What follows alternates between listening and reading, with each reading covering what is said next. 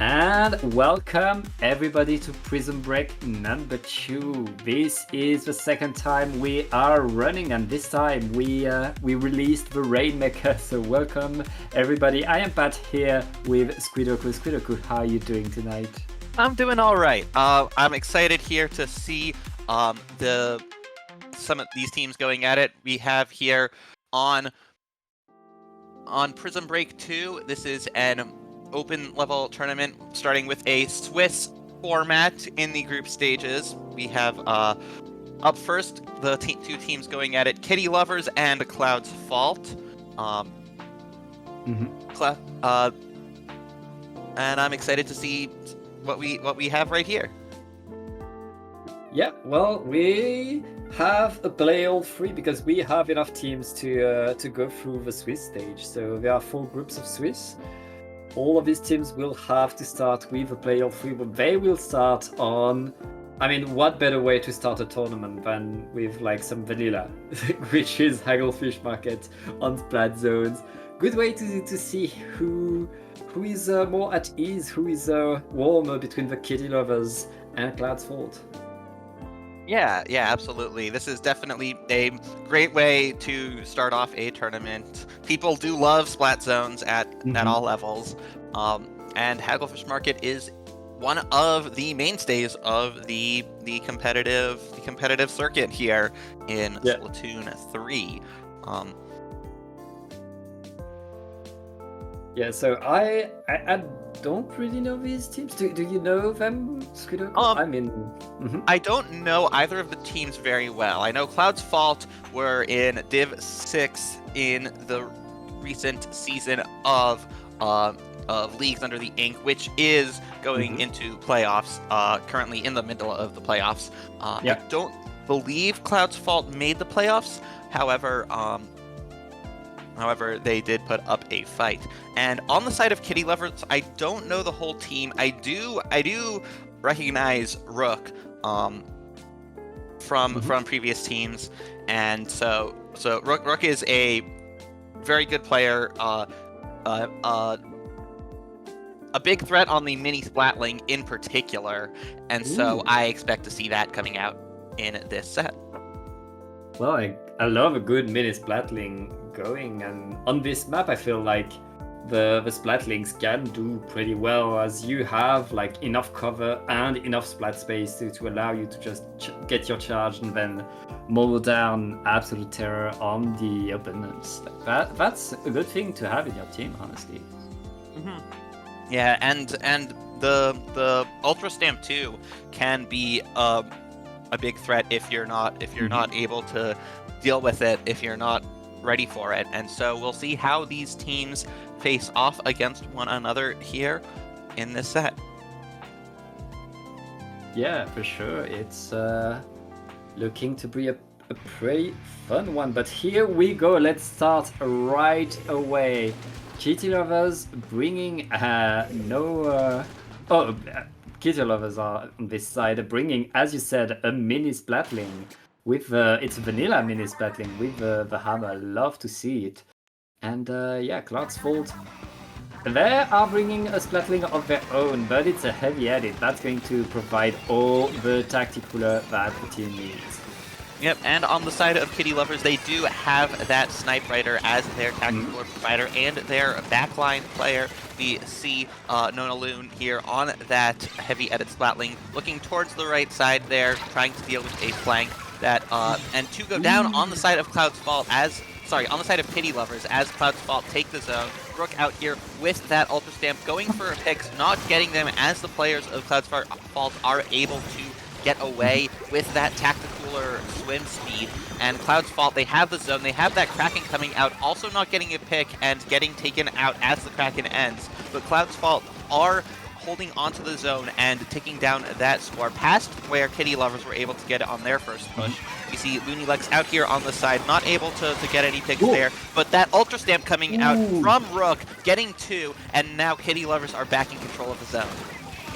That Ultra Stamp completely flipped the script, and right now the Kitty Lovers are in control, are taking full control of the map. There isn't that much lead for Cloud's Fault. It's all about Kitty Lovers putting themselves in position, staying in position. They dodge the strikes without much trouble. They just lost their pencil, but they are still in control. They're going to get that lead, and they still have a lot of control over the map, especially with that punish on the roller. That's going to be a good lead for the kitty lovers who keep the zone, Squidoku. Yeah, kitty lovers are still holding on to that zone, even as Cloud's Fault are trying to push in. We saw that roller going in, using the bubble, but getting taken out still by Grant on that Neo Splash Romantic. And now, Cloud's Fault with their Neo Splash are putting out Tri-Strikes onto the zone, and it is able to flip the zone, stopping Kitty Lovers' push at 3 points remaining. But Kitty Lovers are still able to get the zone back and start working through that large haul of penalty points that Cloud's Fault have put upon them. Yeah, I mean, Cloud's Fault, they needed to apply that penalty. They really need to get it. But now they still have to push onto the zone as well, and they use all their resources to feign Fred going in with the Kraken, trying to catch something, but able at least to push the Kitty Lovers back enough that the rest of the team can paint. And now the Cloud's Fault, they need to hold the zone, they need to stay right there, as Kitty Lovers are not pushed away yet, are still trying to get in, and Rook with a hammer gets punished! What a punish, Cloud! Getting in there and trying to hold the zone, but with 2 down, again, Kitty Lovers are not stopping, and they're staying near that zone, not losing their players, and constantly applying that pressure.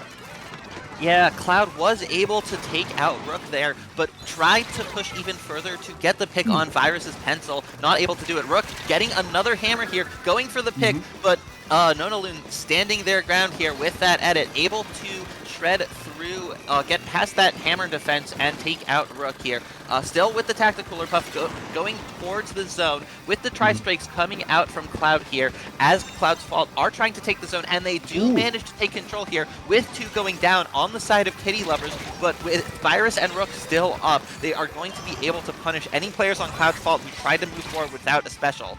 Oh no, there is a disconnect on the side of Kitty Lovers. That is Rook going, getting disconnected. And since Kitty Lovers have already pushed to 3 and there's only about a minute left, this could be a chance for Cloud's Fault to leverage that permanent numbers advantage into a comeback win here.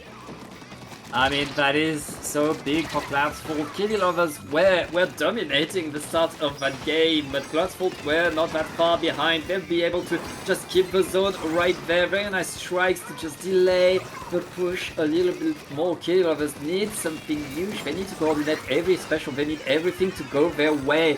With only 3 players, they need to get in, but it's too late right now. That's going to be game for Cloud's Fault. Yeah, a bit of a lucky break for Cloud's Fault with that disconnect on the side of Kitty Lovers, but they managed to take advantage of it and end it off in style, getting that wipeout right as the zone ticked down to 0. Yeah, 1-0 for Cloud's Fault. That's a rough one. Kitty Lovers showed how good they can be, but at some point you need to check your wired connection, make sure your router is in proper order, and yes, stay in the room, Kitty Lovers. They still have 2 games to play. This is play all 3, so Kitty Lovers need to come back in the next 2 games if they want to advance in that Swiss stage with a win. Yeah, as long as Kitty Lovers can have that solid connection, or as long as they don't suffer another disconnect, I would say they are favored to take Game 2 on Scorched Gorge. They are the higher seed. They are expected to take this set based on the seeding. The thing is, they did look very well positioned to do so. They just weren't able to do it before that disconnection, and unfortunately that turned the game around. But going to Scorched Gorge Clan Blitz here, both of the teams' compositions are not particularly biased towards splat zones, I would say, and so I don't expect any major changes from either side. I think definitely the most unconventional pick is Rook's mini Splatling, but since Rook is a mini Splatling main, I don't expect that to change.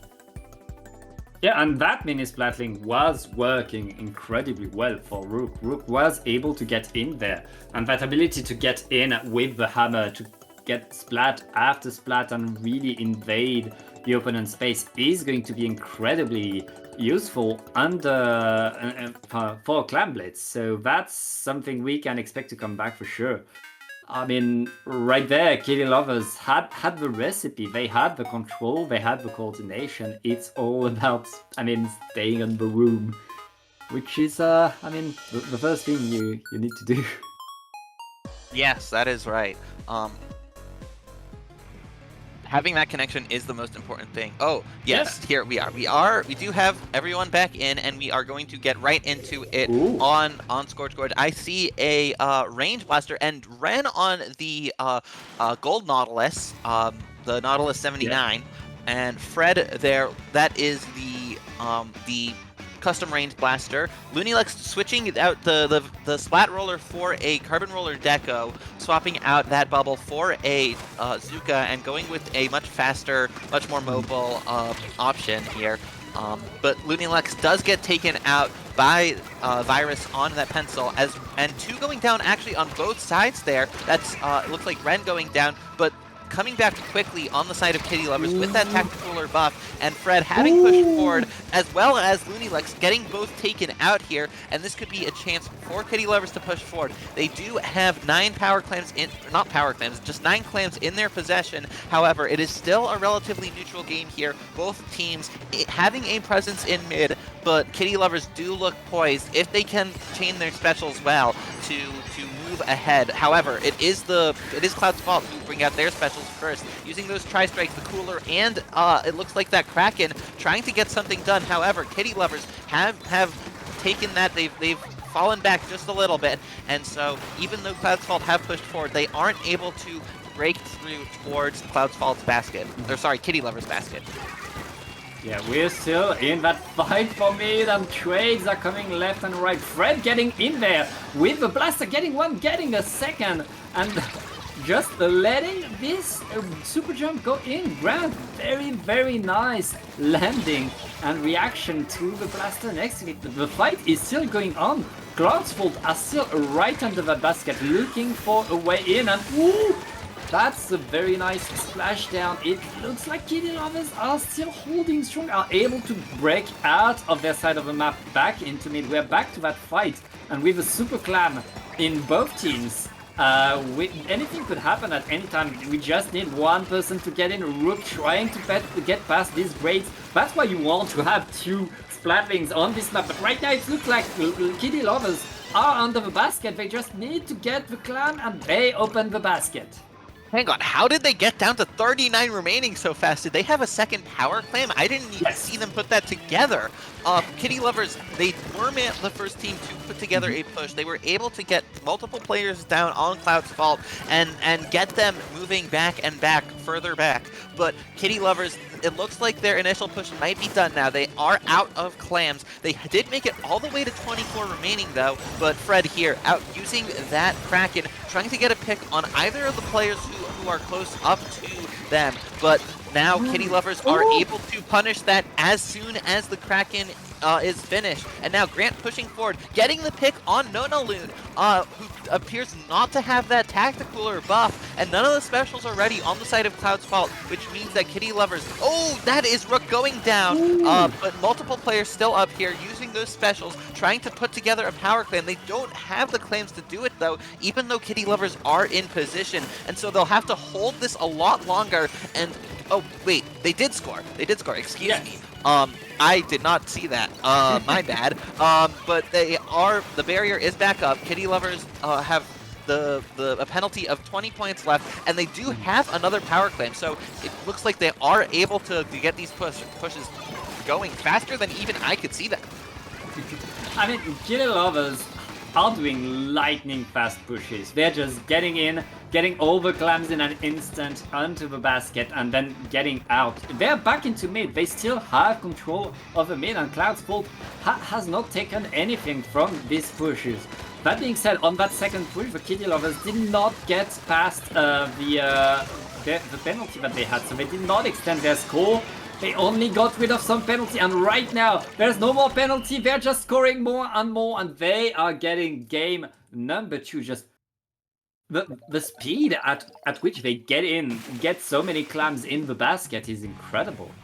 Yeah, very well done from Kitty Lovers there, putting together those pushes as soon as they were able to take all of mid, as soon as they were able to push Cloud's Fault back to their base, they managed to leverage that into push after push after push, getting those specials, using them to get the picks that they needed to hold onto that space around the basket, putting together those power claims, getting the claims into the basket, and yeah, there's that hammer from Rook, getting Fred, and having that next target in mind immediately, getting rid of the hammer as soon as there was nothing left to do with it, and getting the pick on, it looks like, the player who was in mid and a bit out of position there, able to punish that very well.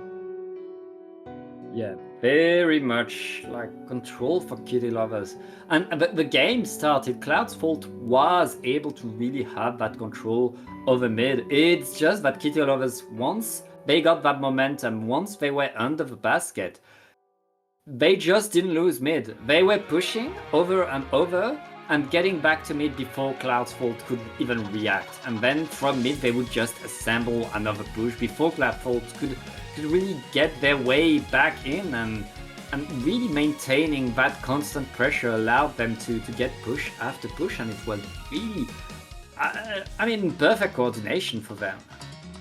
Yeah, it was very well done, and so they will be looking to carry that momentum into Inkblot Art Academy. They will want to put on the same kind of performance that they did, getting their specials, using them to perfection, to keep Cloud's Fault guessing, to keep them away from the objective, and to make sure that this goes their way. Unfortunately, it does appear that now one of the players on Cloud's Fault is disconnecting. We now have had a disconnect on both sides of this match. However, fortunately for Cloud's Fault, it did happen just as the match was starting, or even beforehand, so they'll be able to end it right away and get back into the lobby.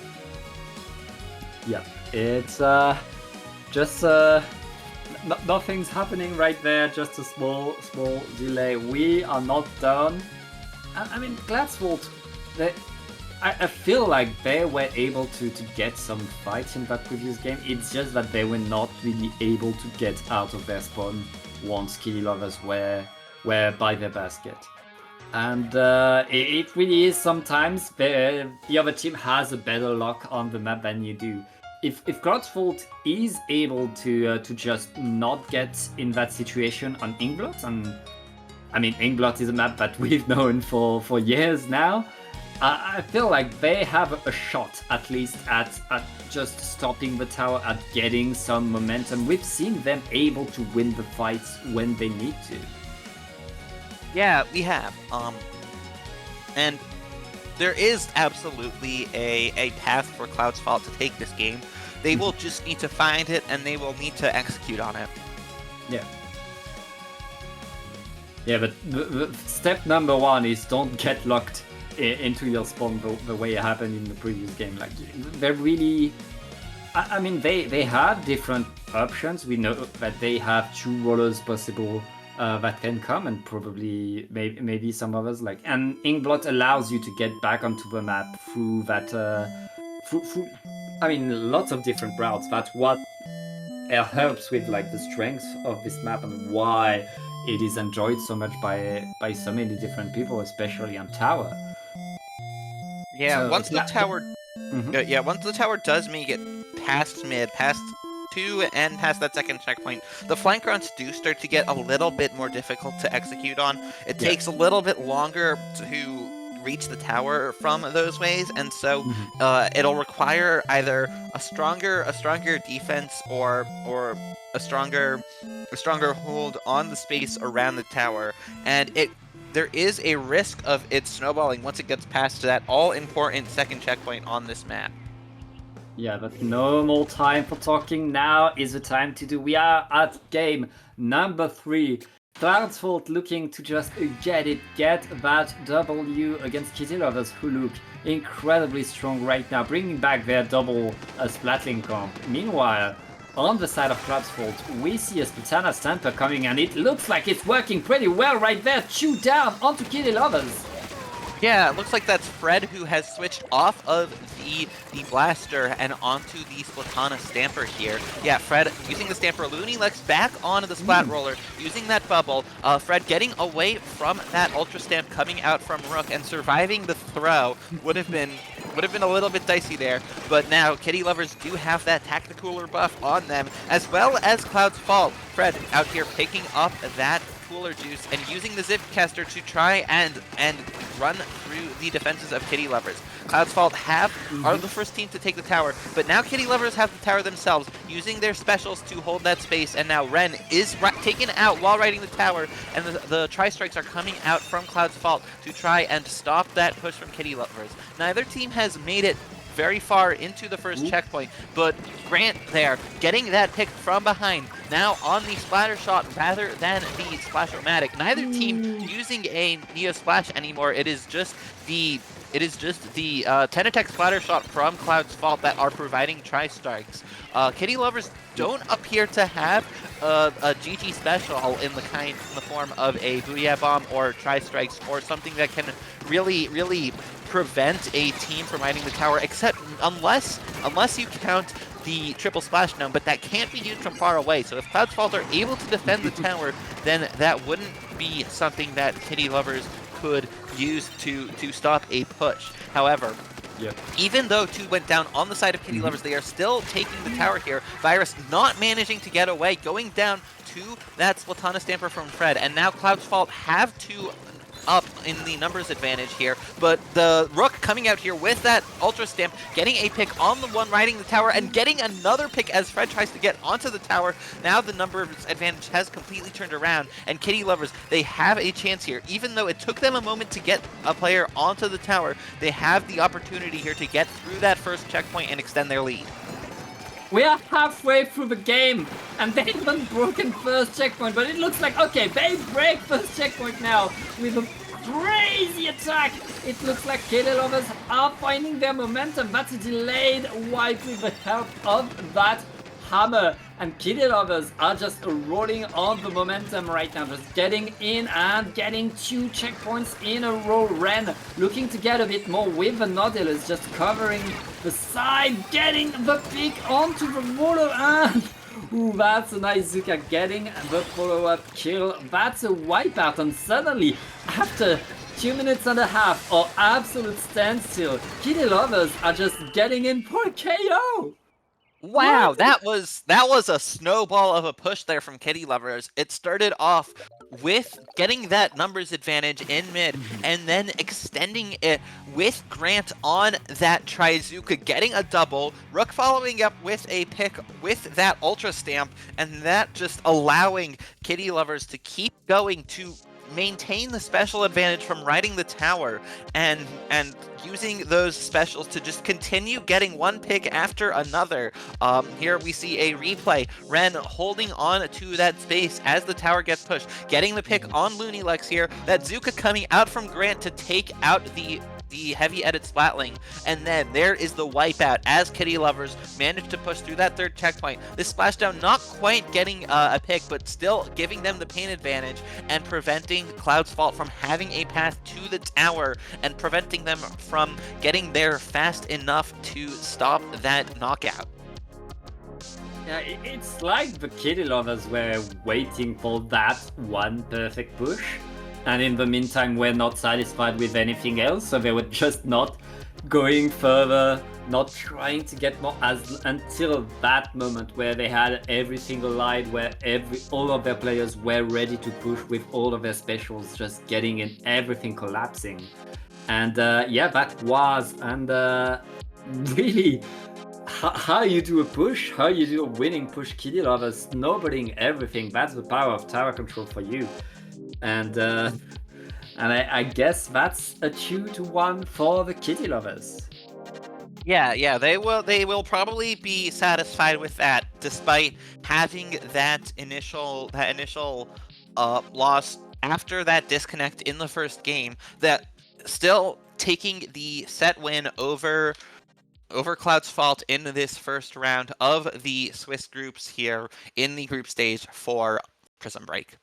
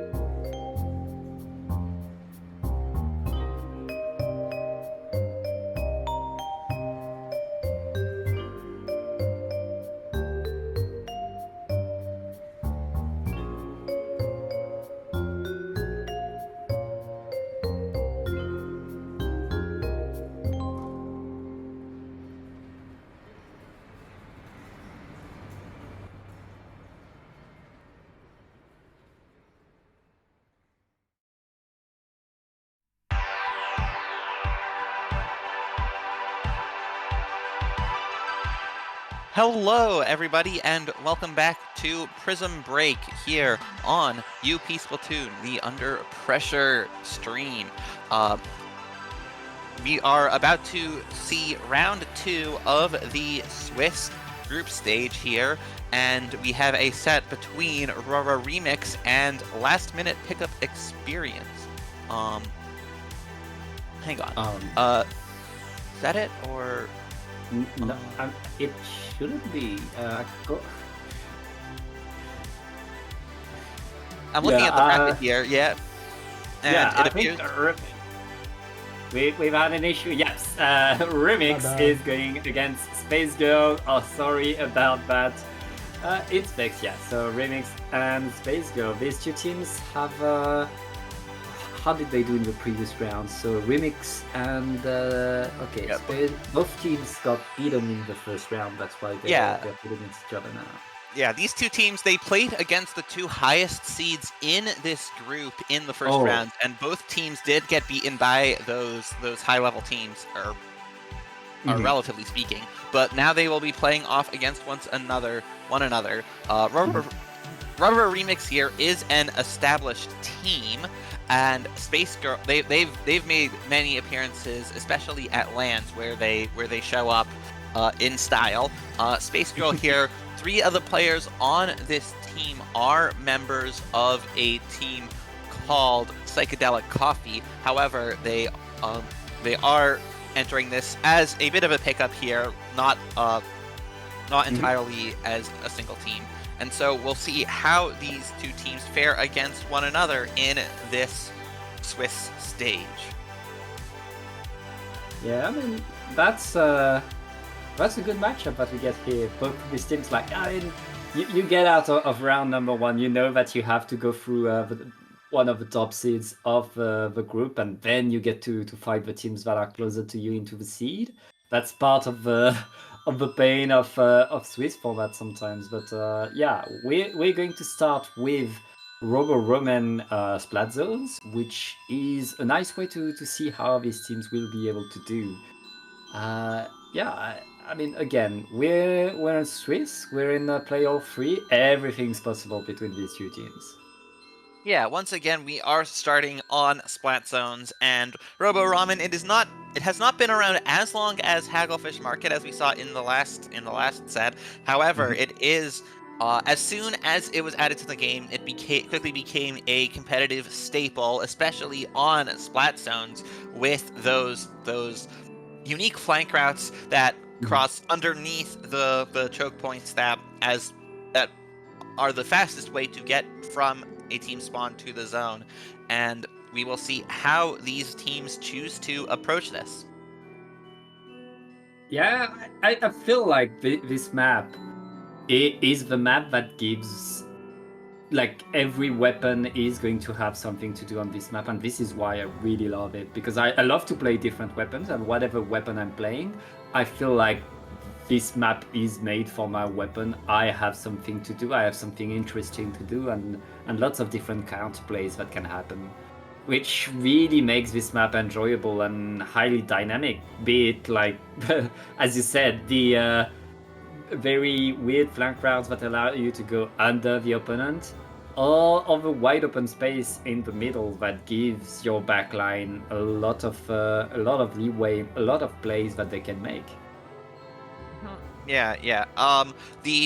In terms of Tacticooler, which is something that we do expect to see, as it is such I mean, it's such a staple of the meta. The Tacticooler weapons that we do tend to see on here will probably be something like a pencil or an edit. However, I could definitely see teams bringing out a different cooler option if they have, say, a different backline. But here we see Valflame bringing out the heavy edit Splatling, and Yam as well with the heavy edit Splatling. So both of them going for the edit, but also Bug Slap on the Blob Lobber. Interestingly, that's a bit of an interesting team comp from the side of Rura Remix, and the only shooter class weapon in this match is the 52 Gal Deco from the side of Space Girl, but it is Rubber Remix who take the zone first. Bug Slap here.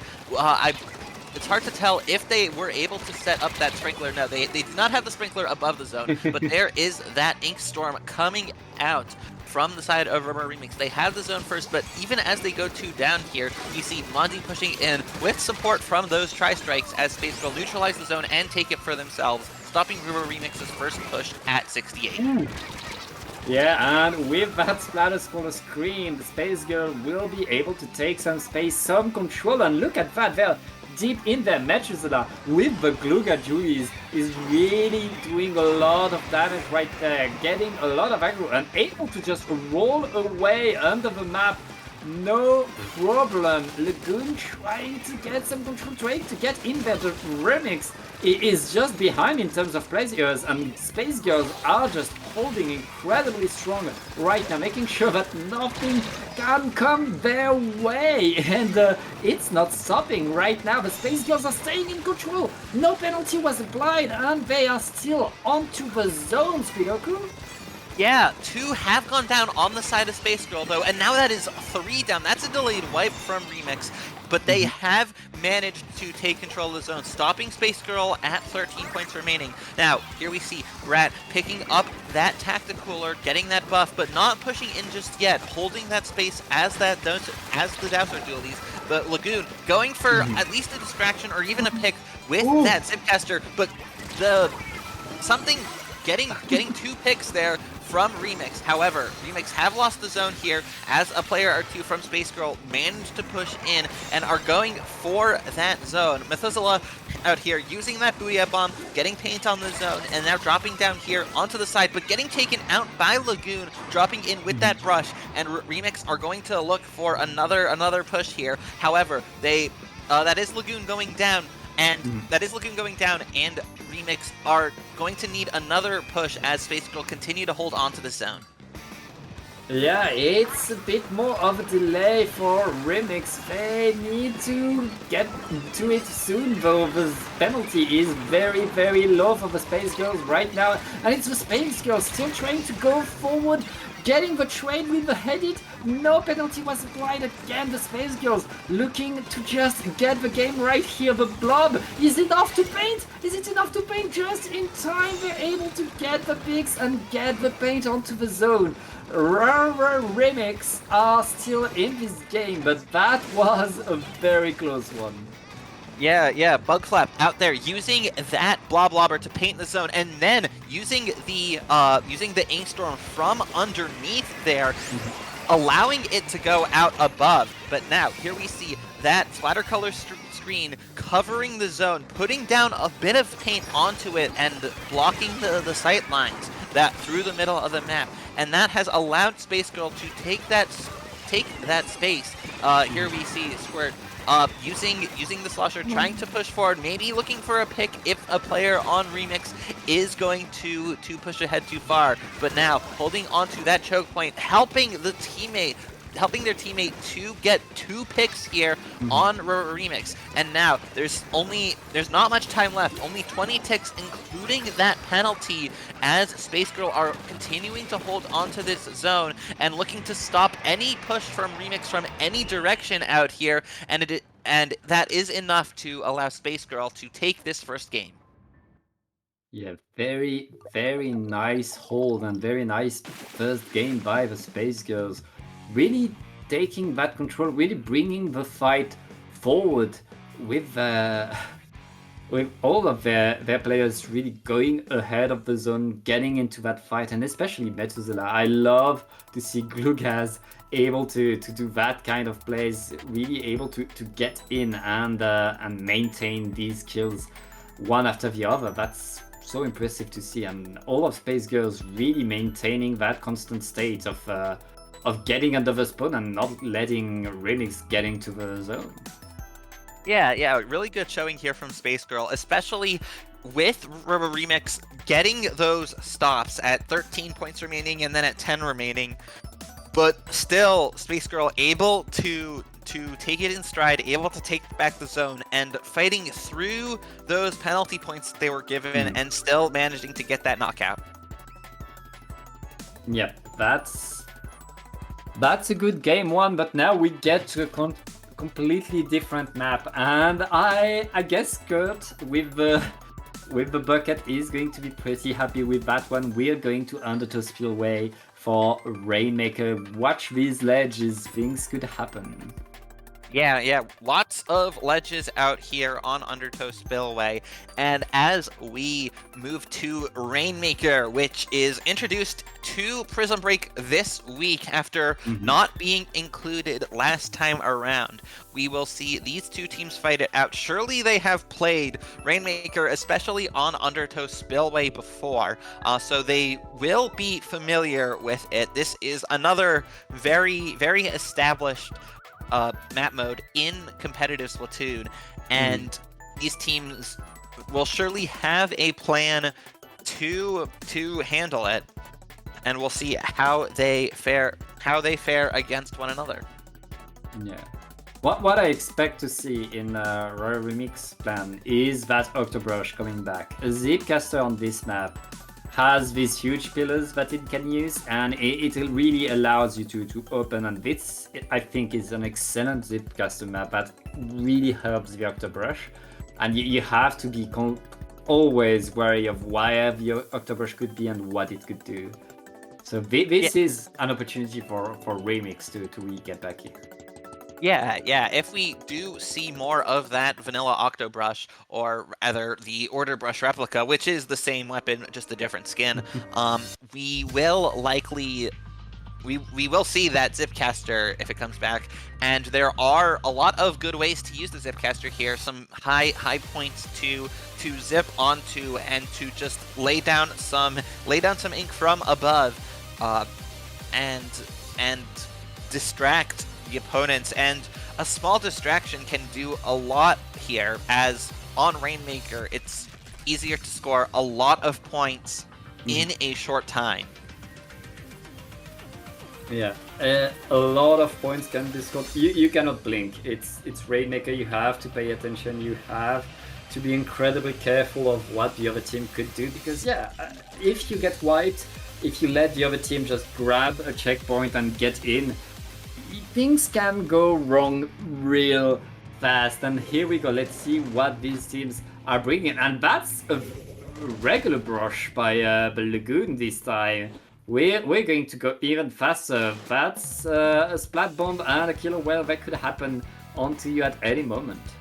Yeah, we also see Pratt bringing out the Rapid Blaster Pro Deco. That means there are 2 Killer Whales from Remix, and so they'll likely want to use those to deal with what Space Girl was bringing. But now 2 down already on the side of Space Girl, and Remix are getting even more picks with Lagoon pushing, getting 2 here, and now Remix pick up the Rainmaker and immediately make a beeline for that left side checkpoint. They haven't painted it yet though, and now Brack gets taken out by that blaster, even though it's a trade that still prevents Remix from getting that first checkpoint immediately. However, they are going for it once again, and they still aren't able to get the checkpoint. And now with 2 down on the side of Remix, they won't be able to get it just yet, because Space Girl do get that pop and pick up the Rainmaker, taking it for themselves. Here, Methuselah is using that Booyah Bomb, trying to displace the players of Remix, preventing them from getting into a good position. And now Space Girl are moving that Rainmaker forward to that left side checkpoint on the side of Remix, and now they take the lead, getting through that checkpoint on their first push. Now with 3 down on the side of Remix, they're going to need a very strong defense here, something that is going to prevent Space Girl from moving forward, but the Blobber is able to prevent that. Mondi trying to get something done with the Kraken, but not quite making it. And Methuselah is still right there looking to get a small flank. That was an incredible answer. What? Oh, wait! They extended the lead by a little bit, getting to 12 right there, and they're still in there. Yam trying to keep that position. The Rainmaker is going to be reset old-fashioned way by just jumping off of the map. Remix are really struggling against the Space Girls when they're moving forward, and they're moving forward again. Squirt just grab the Rainmaker going in there, and just more and more attack right there. Remix not really able to defend that much. They have so much chip damage though with these whales that they'll be able to stop the Rainmaker in its place at least. Yeah, Methuselah is still surviving a little bit longer, and Monty is still up there by those grates, trying to hold that space and maybe go for some more picks to allow the team to get in. But Monty does go down here, and now Remix have a solid enough control on all of that space past the checkpoint, going for the pop on the Rainmaker. It looks like they aren't going to pick it up just yet, though.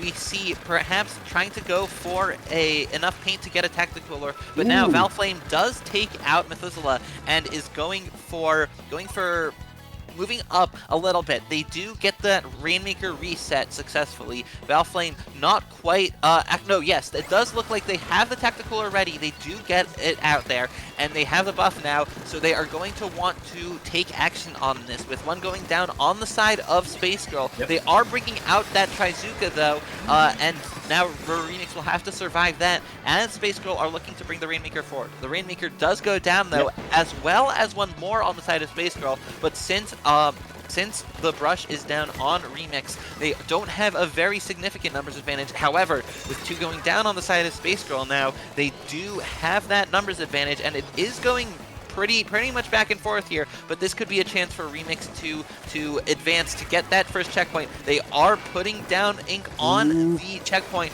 but Space Girl are quickly able to take the space in front of it and prevent Remix from moving the Rainmaker forward. Monty using that Kraken, the invincibility allowing them to get in through that paint, but now Remix are going for the right side, getting that right side checkpoint since no one was watching it and no one was protecting it. And it's not over. Remix is still in that fight. They still have all of their players. That being said, Space Girls are deep in defensive position. Lagoon getting behind, but gets only a trade right there. Space Girls are just looking to defend. The Booyah Bomb is coming in, but it's coming right in time. It's dodged, but Brat almost able to climb that uninkable, and now it's just Valflame with the heavy edit, using the Tacticooler for the super jumps in.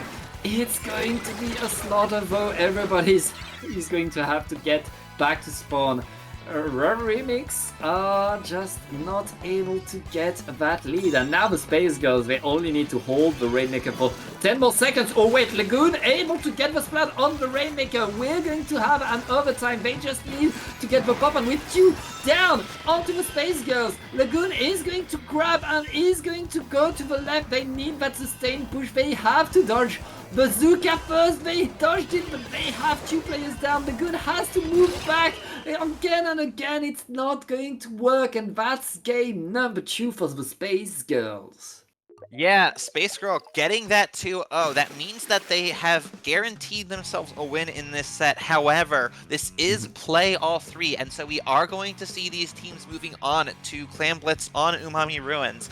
And Remix will want to try and get the win in this game still, even though they won't be able to win this set. They might still be able to put themselves in a better position in the Swiss standings in their group and perhaps get into the highest bracket that they possibly can when it comes time for brackets. It was a really impressive decision on the spot here for Remix to see that the right side checkpoint was available, that it was undefended, but as they tried to push past it, it really showed that with Space Girl, with all the players on Space Girl able to get right to that as soon as they spawned in and be able to defend that with the uninkable ramp there that made it a lot slower and a lot more exposed for Remix to move the Rainmaker up there. That was a much more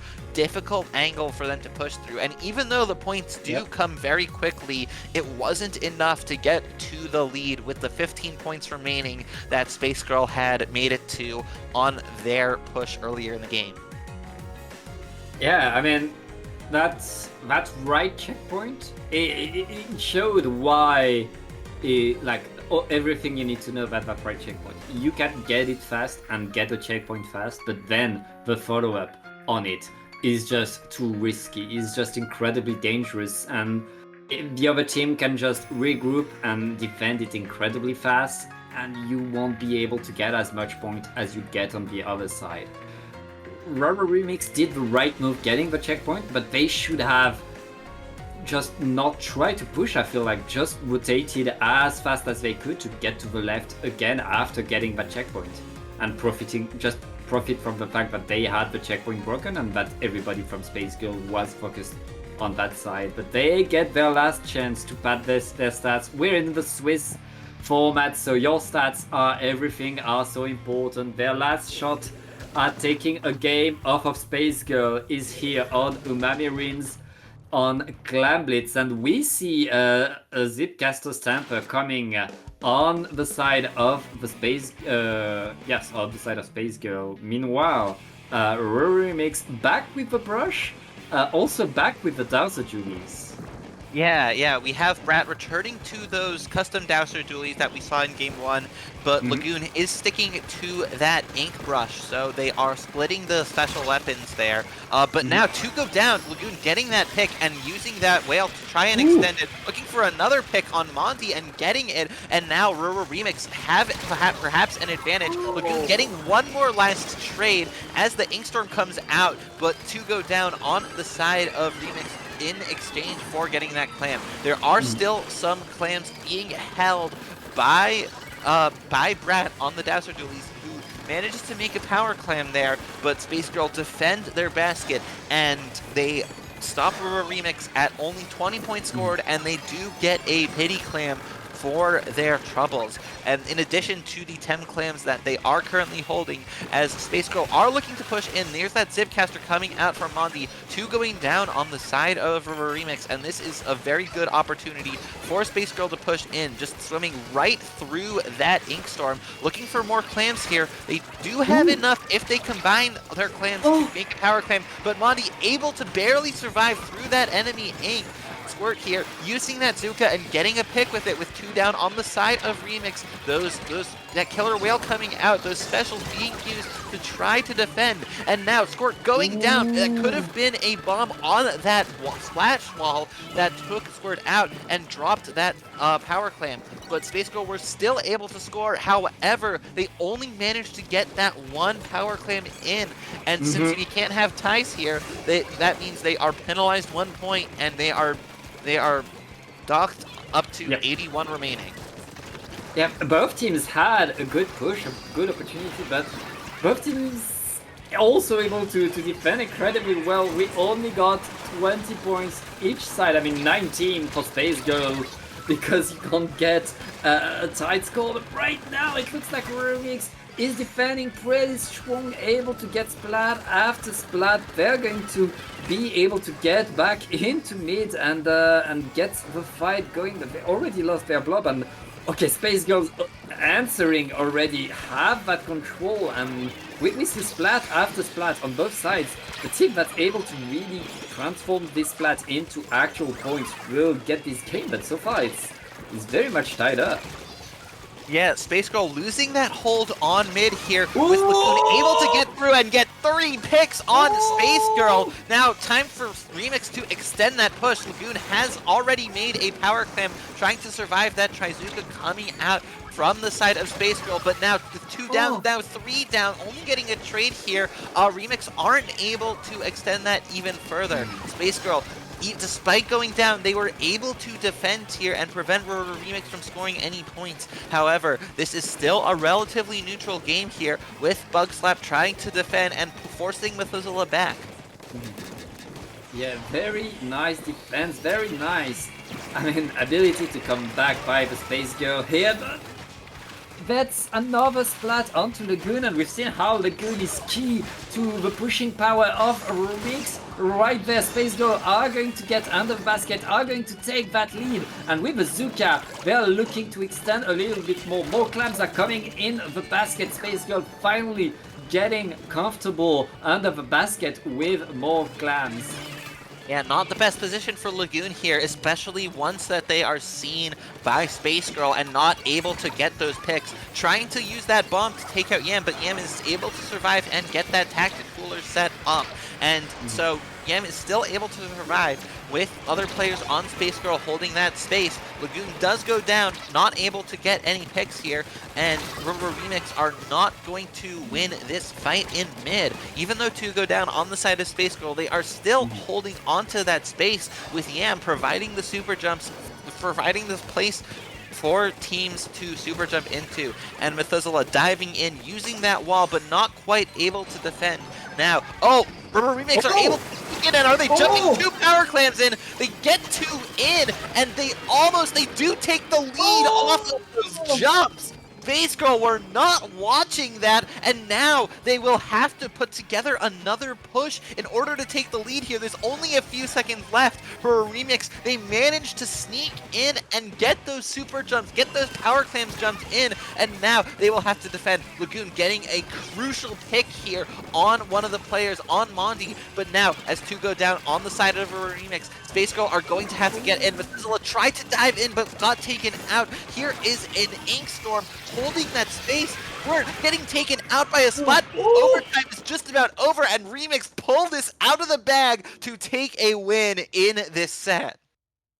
What a sneaky comeback. What a play by our Remix, getting game number 3. Congratulations to them.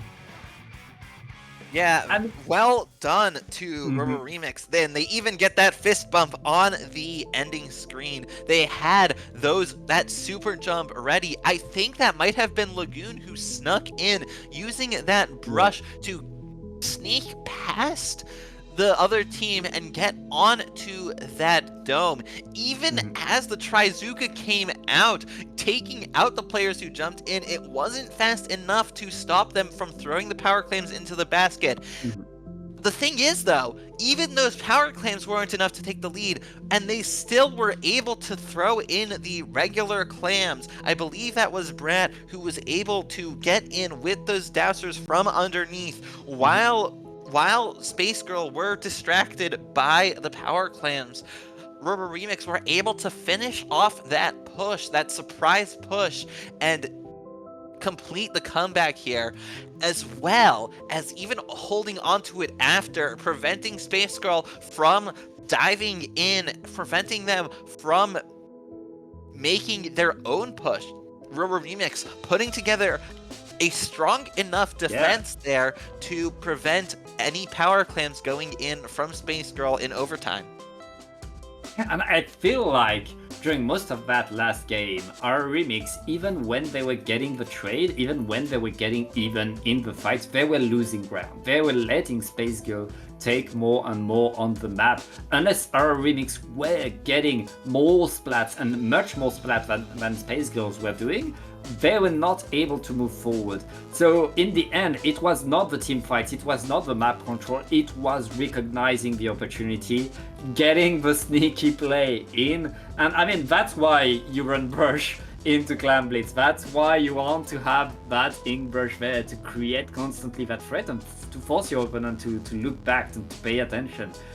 Remix able to play the right card right there and gets the game against Space Girl. That's good for the stats going into the next rounds of Swiss. That's going to be pretty good. We're going to see the next games right after this very short break. Do not go anywhere.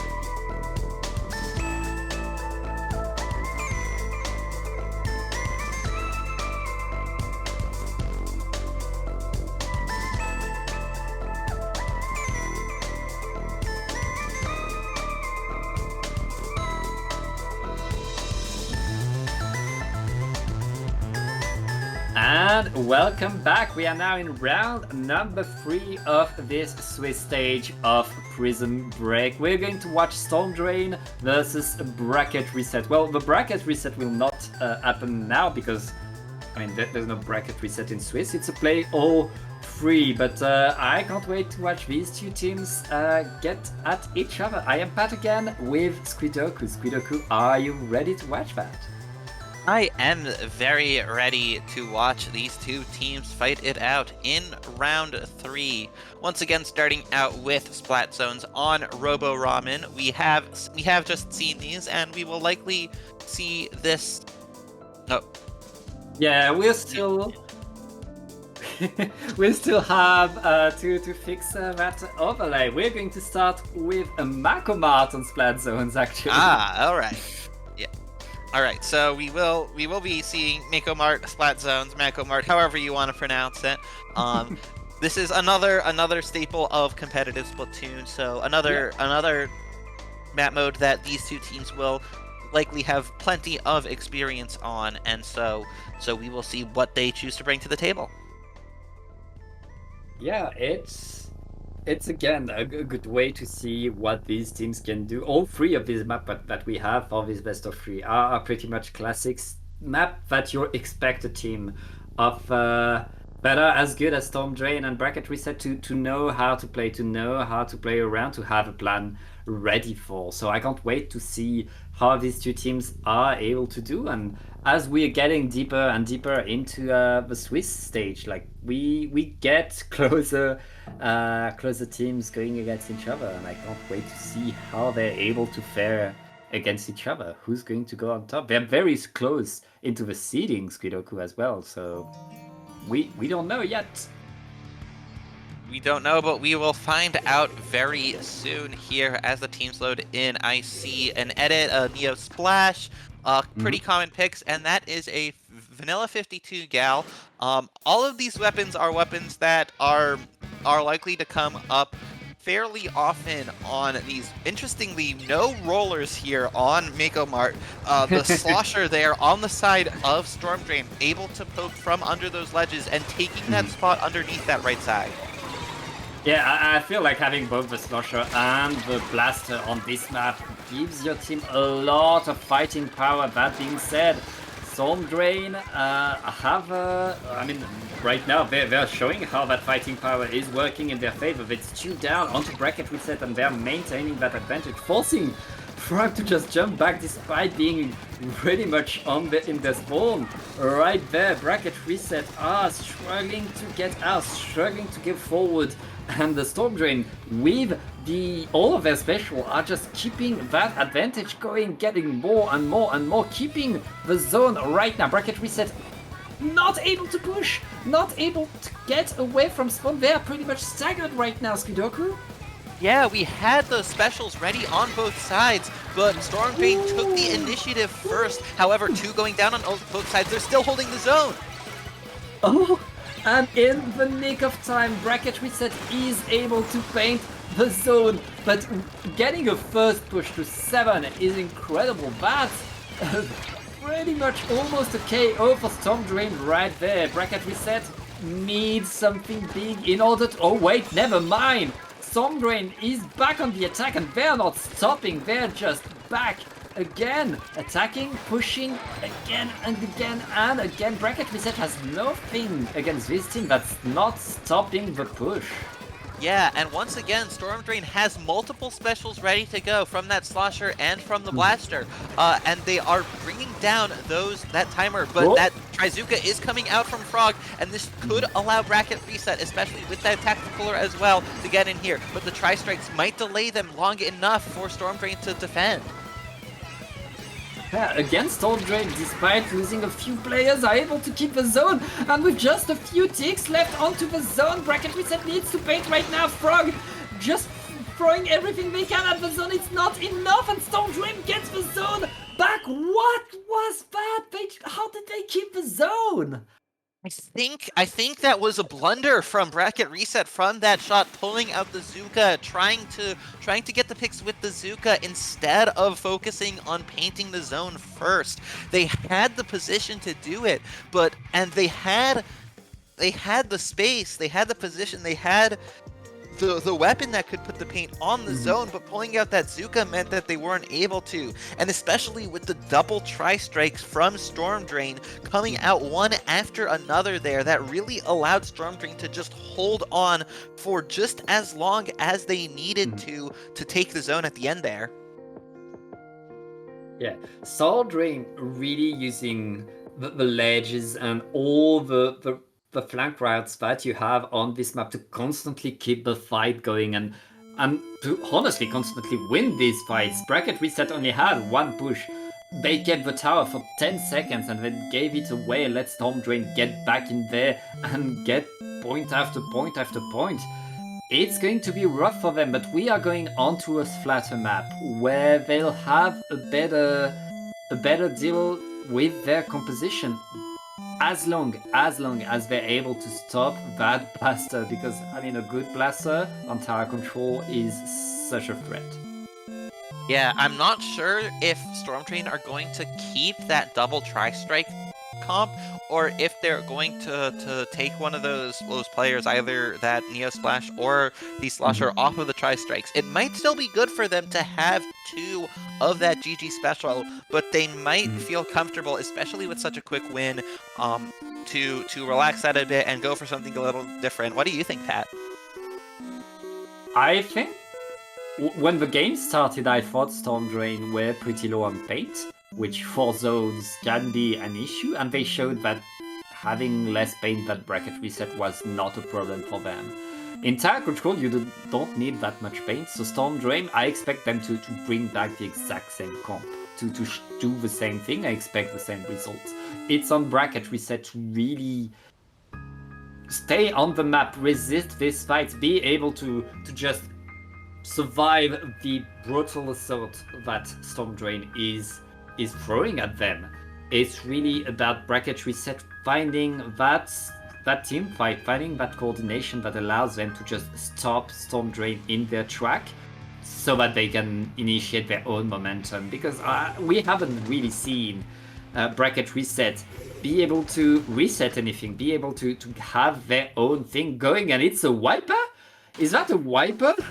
That is indeed a Splatana Wiper, as well as a Vanilla Splash-O-Matic coming out from Frog there on the side of Bracket Reset. Both teams pushing towards Bracket Reset, all kind of focused up on the right side there, but the Tri-Strikes are coming out from Storm Drain to flush them out of that area.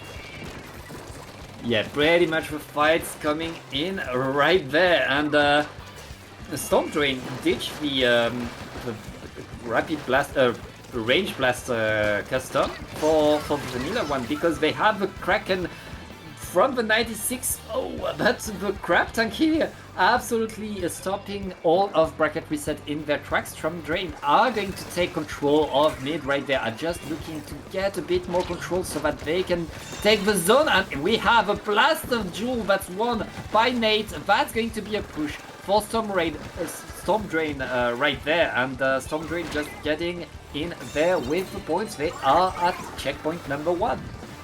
Yeah, that was a really strong position for there for Nate underneath that glass, but Storm Drain have taken the tower here, and they have made it past that first checkpoint and taken out 3 on the side of Bracket Reset. This is very strong here for Storm Drain, picking up that cooler there. Bracket Reset are going to need to put something together pretty quickly, but they do get the Tower Rider and get that Kraken onto the tower. That'll stop the tower in the middle of that second checkpoint.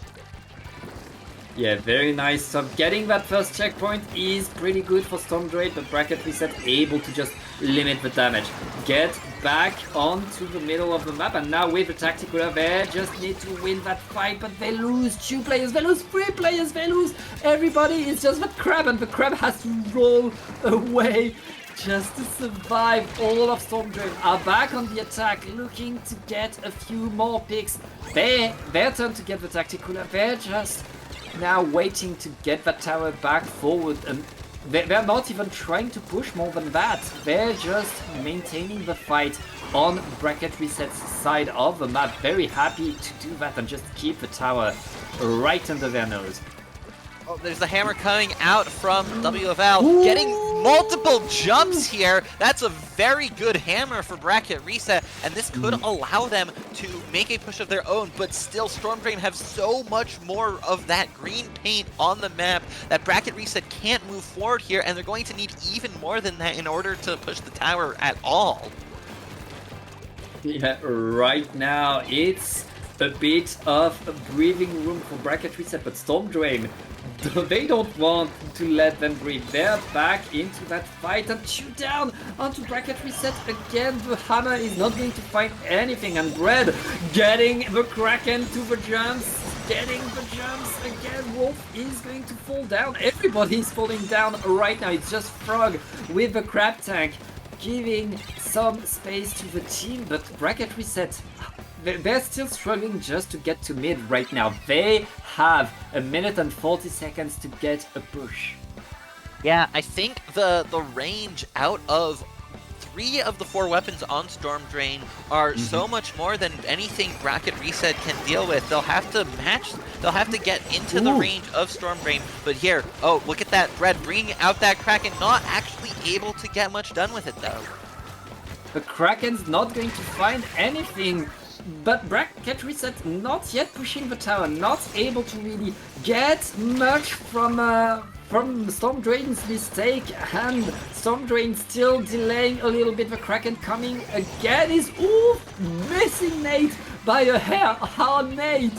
How did you survive that? And at least the tower is pushing forward. Bracket Reset able to get some momentum. Wolf going in there with the hammer, trying to get something going. It looks like Storm Drain is going to have to concede that tower right after these strikes. Yeah, Bracket Reset finally getting that first push and pushing the tower to the 66 point remaining mark, getting it to that first checkpoint, but the first checkpoint lasts so long. There's a Kraken though coming out from Fled, excuse me, and now Bracket Reset are able to push the tower. They have a lot of players crowded around there though, but they're able to defend it well here, and they're getting closer and closer to taking the lead. Yeah, the hammer and the Crab Tank to push. Is it enough? But no, it's a wipeout. 1 point away. Storm Drain. I mean, Bracket Reset doesn't have the time to get back to the tower. Storm Drain is going to get game number 2 and the set. Bracket Reset though, I mean, that's how close as it gets. They were just a split second away from getting the lead right there. Yeah, that was looking like such a strong push for them for the time that they were able to get the tower to the first checkpoint and past the first checkpoint, and they were making it so far, but they were just 1 point away and they got wiped out. Here we'll see a replay of that push. In the last 30 seconds of the game, they have their specials, but unfortunately for them, it looks like that is the heavy edit Splatling going down, not being able to provide the cooler. And now all of the players grouped up on the tower there, grouped up around the tower, allowing Storm Drain to just focus their fire there and not have to worry about flanks. Yeah, very good. Very good take by Storm Drain. Really taking that control, maintaining their control for most of the game, and in the end, probably screaming in DC as they get the wipeout just in the nick of time. They need to, I mean, both of these teams have shown that they can do it now. Bracket Reset, they struggled in game number 1, they were not able to show what they could do. In this game number 2, they were able to get that one push, and if there's one mode that one push is all you need, it's Rainmaker.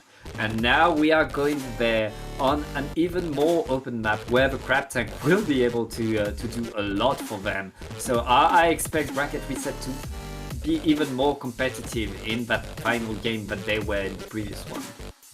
Yeah, I agree. Bracket Reset can definitely put on a fight here, and they showed at the end of that second game that they can put together a push. They just need to figure out what went right for them, and get it done Mhm. through more of this game and perhaps earlier into this game. But there is a the crab tank will be provided by Yep. that Splatana Stamper Nouveau here on the side of Bracket Reset this time.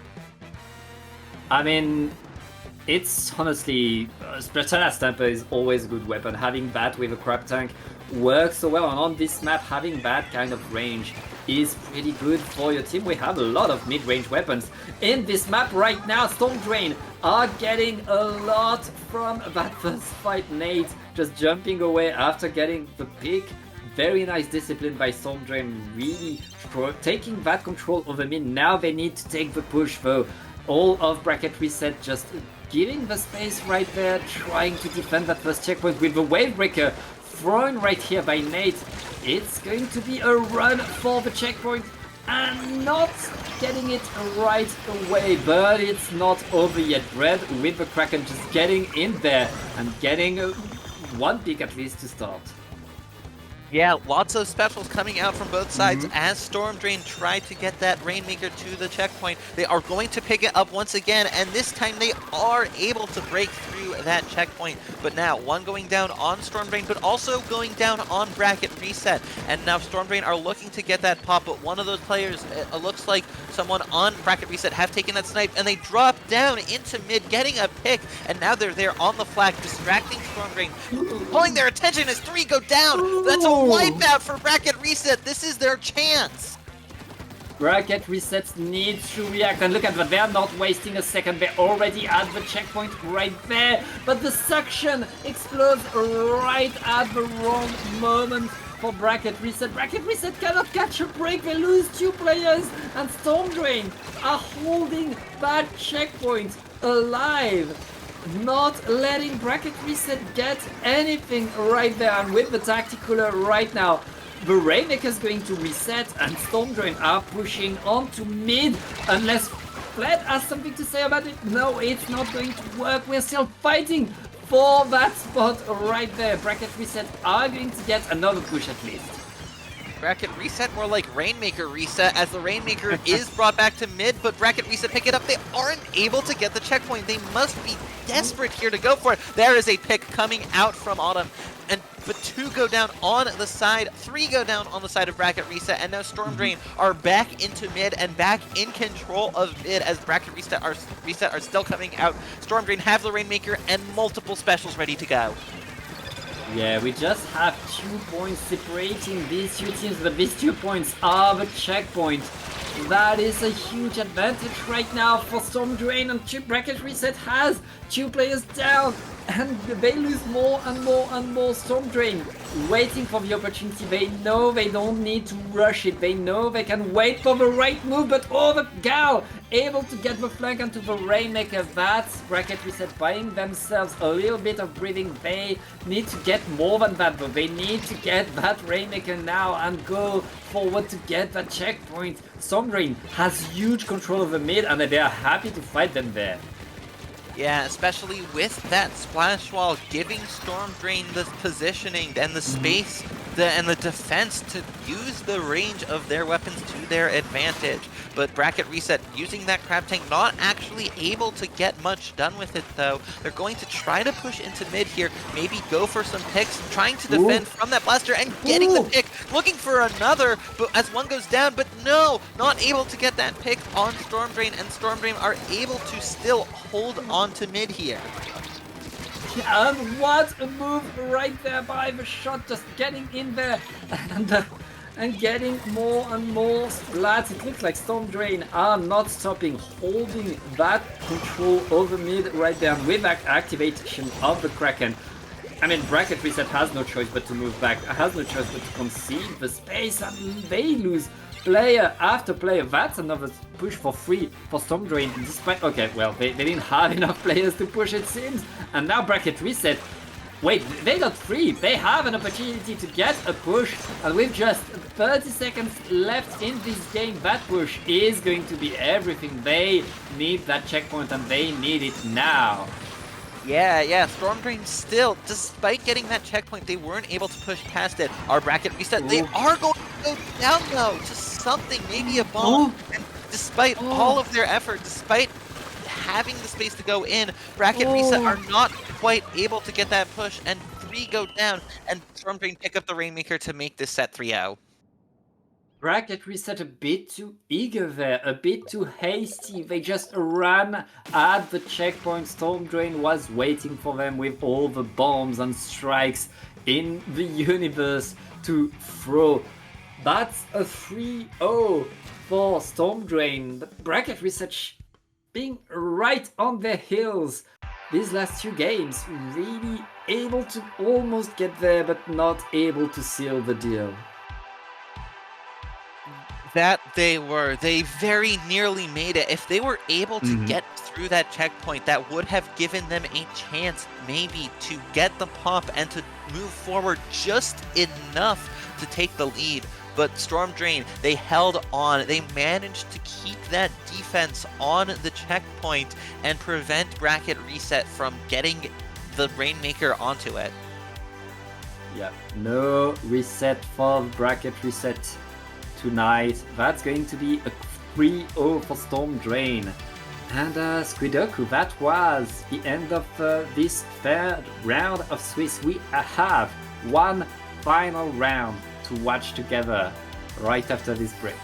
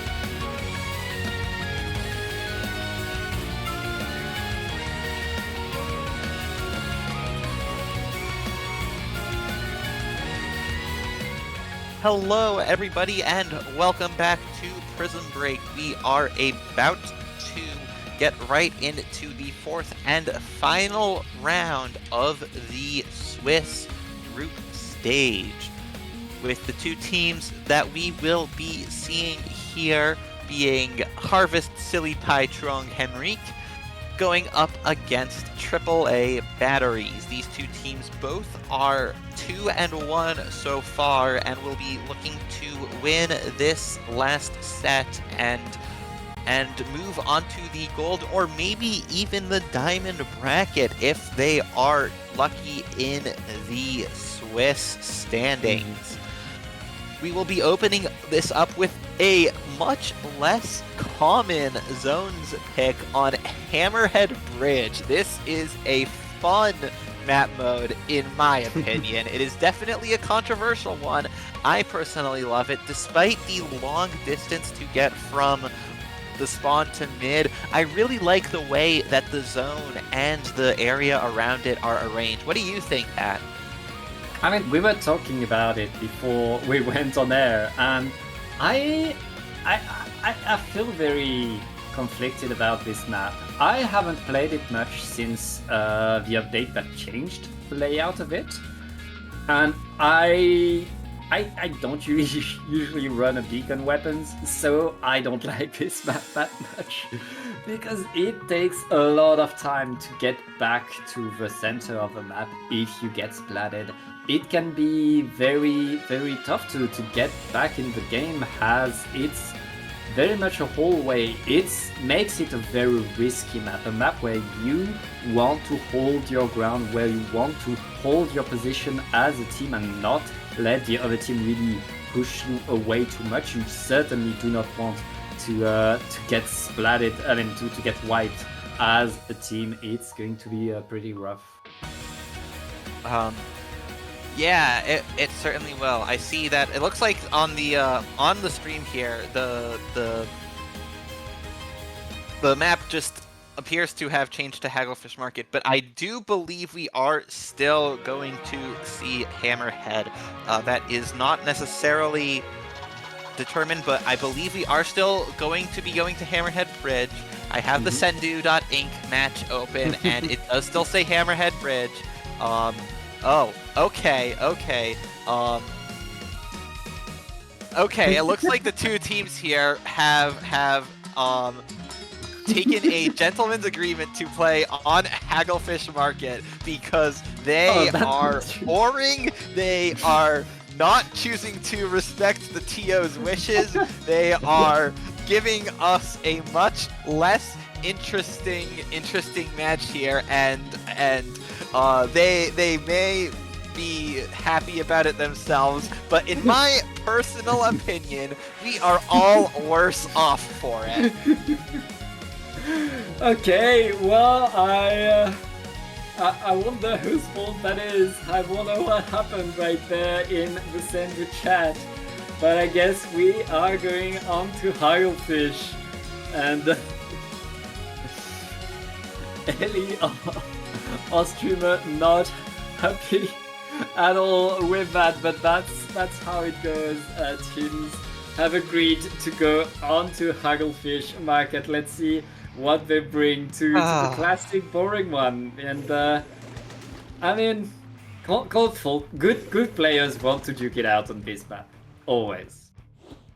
Okay, well, we have a red pencil alert. We have the Snipe Rider 5B coming out as the backline option on the side of AAA batteries, coming out with the Snipe Rider and the Sorella Tent Umbrella. There is in fact a Sorella Tent Umbrella on both sides, and Harvest Silly Pie here.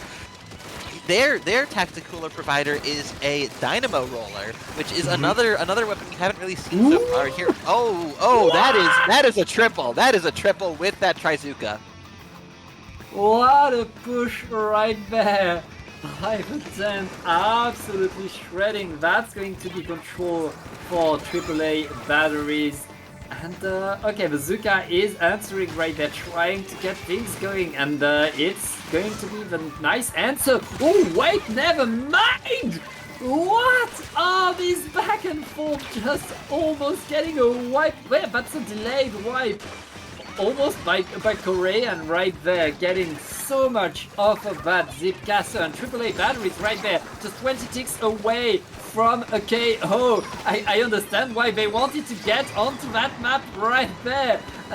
The Harvest needs to go onto the map right now. They don't have the time and they don't have the players to paint. That's going to be game number 1 for AAA batteries.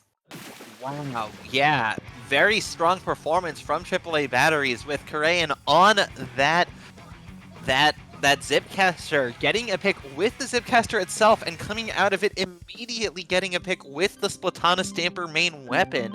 And there is a replay of the aftermath of that from Korean, getting another assist there, and then just using the Stamper's vertical slashes from underneath that glass to just paint so much of the plat and funnel Harvest Silly Pie into such a narrow area where Kel, going up top there, one of those tri-strikes got caught on the glass and didn't make it to the zone. I'm not sure that would have been enough, though, even to neutralize it with AAA batteries all set up right there.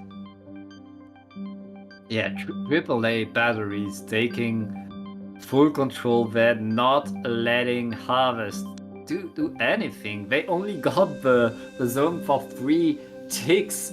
That's like 2 seconds, and then they had nothing left. It was just AAA batteries getting splat after splat, getting all the control, getting all the paint onto the ground. That's an incredibly strong opening into this set for AAA batteries. Yeah, and moving on here to tower control on Shipshape Cargo Company in Game 2. This is another one where a team can take a runaway victory if the defending team isn't careful. With the special advantage that tower control provides, if a team is able to get past that all-important first checkpoint on Shipshape Cargo Company, it lasts for such a long time, and it's in such an exposed position that it should be relatively easy to defend against. But if a team can get through it, then in the blink of an eye, it's possible to score so many more points and get all the way to the subsequent checkpoint. Yeah, it's really a rough one, and again, that first checkpoint is a rough one to push through. Both of these checkpoints are hard. And we'll see what team is able to do. AAA batteries have shown that they're able to just push in, to get a lot of splat, to get forward again and again, and to use all of their momentum to get the points. Now it's on the Harvest to stop them in their track. And we see this time a very different comp on the side of AAA batteries, while Harvest are bringing the same Dynamo and Glue Gas to the mix. Yeah. On the side of AAA batteries, they have taken out that tent and the pencil for dualies and a ZNF charger. However, those two weapons do go down early as Harvesilipai do take the tower first. Yep, and if that tower is going to hold right there, 2 down onto AAA batteries, that is the opportunity for Harvest to go forward. And now Harvest with momentum should be able to at least get something. They're going for one. They're already at that checkpoint. Romeo activating the tent, but has to dodge the Zipcaster right there. Korean just creating a block around that shield, and with the crab tank, that's going to be the end of that push. No checkpoint for Harvest right there. Yeah, Teeny out here shredding that wall and trying to shred the tent shield, looking for a pick on Romeo here, but someone else does end up getting it. Teeny diving forward there, fighting dually on dually, but now as AAA batteries make it to the first checkpoint, Harvesilipai tried to stop them with those tri-strikes and with that Zuka, but now AAA batteries have taken the lead, and they look like they might be able. They do get all the way past the first checkpoint. Yeah, that first checkpoint is activated, and more could to come. The tent is already down, and AAA batteries are using all their specials right there to apply as much pressure as they can as they run to the second checkpoint. It's on the Harvest to really stop them, and Teeny is just getting in with the Julies, fighting it out, trying to get one more splat. There will be no more pushes. Did they get the checkpoint? Yes, they got the checkpoint. Yeah, we saw that Booyah Bomb coming out from the Glugadoolies on the side of Harvesilipai. However, it wasn't enough to stop the tower there. They did get traded out, and AAA batteries, if they're able to get another strong push, they can bring the tower all the way to the goal at this point. And so this is dangerous territory for Harvesilipai.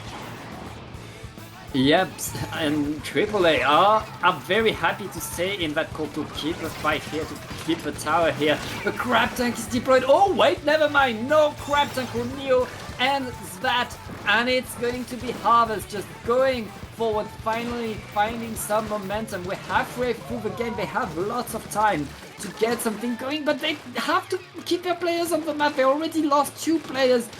They're going to super jump back in, though it's not over. Ooh, wait, what is happening? AAA batteries are still pushing and pushing and pushing. They want some more, and with the strike, Skep is going to ride the tower forward again. Ooh, it's just not stopping, Skrivaku.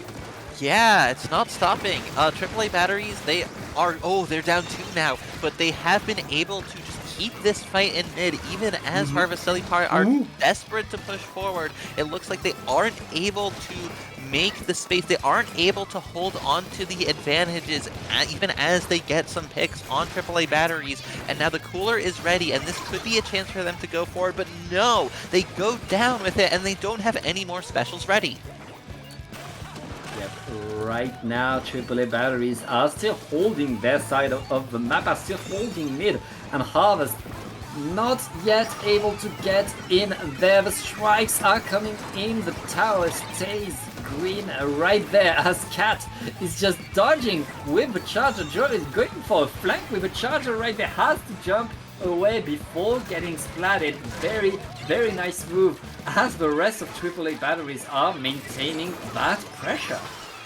Yeah, good job on Cat there, identifying when that was just too dangerous to stay in and getting surrounded by the orange paint, the chance to jump out. Now Korean popping the Zipcaster here, getting behind Harvest Silly Pie, even as they take the checkpoint. Korean is tapping the tower to stop it at that checkpoint, but now as the numbers advantage goes towards Harvest Silly Pie, they have a chance here to take the tower. They have the strikes ready, but no, they go down. Even as Cat is the last one alive on AAA batteries, they are able to stop the tower, but still, with 20 seconds left, this might be a chance for Harvest Silly Pie, Pat.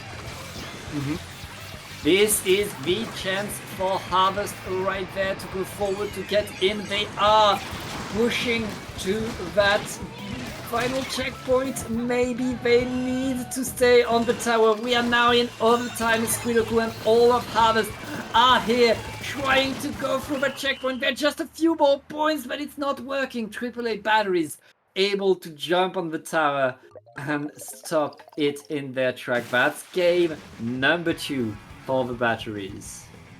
That is indeed.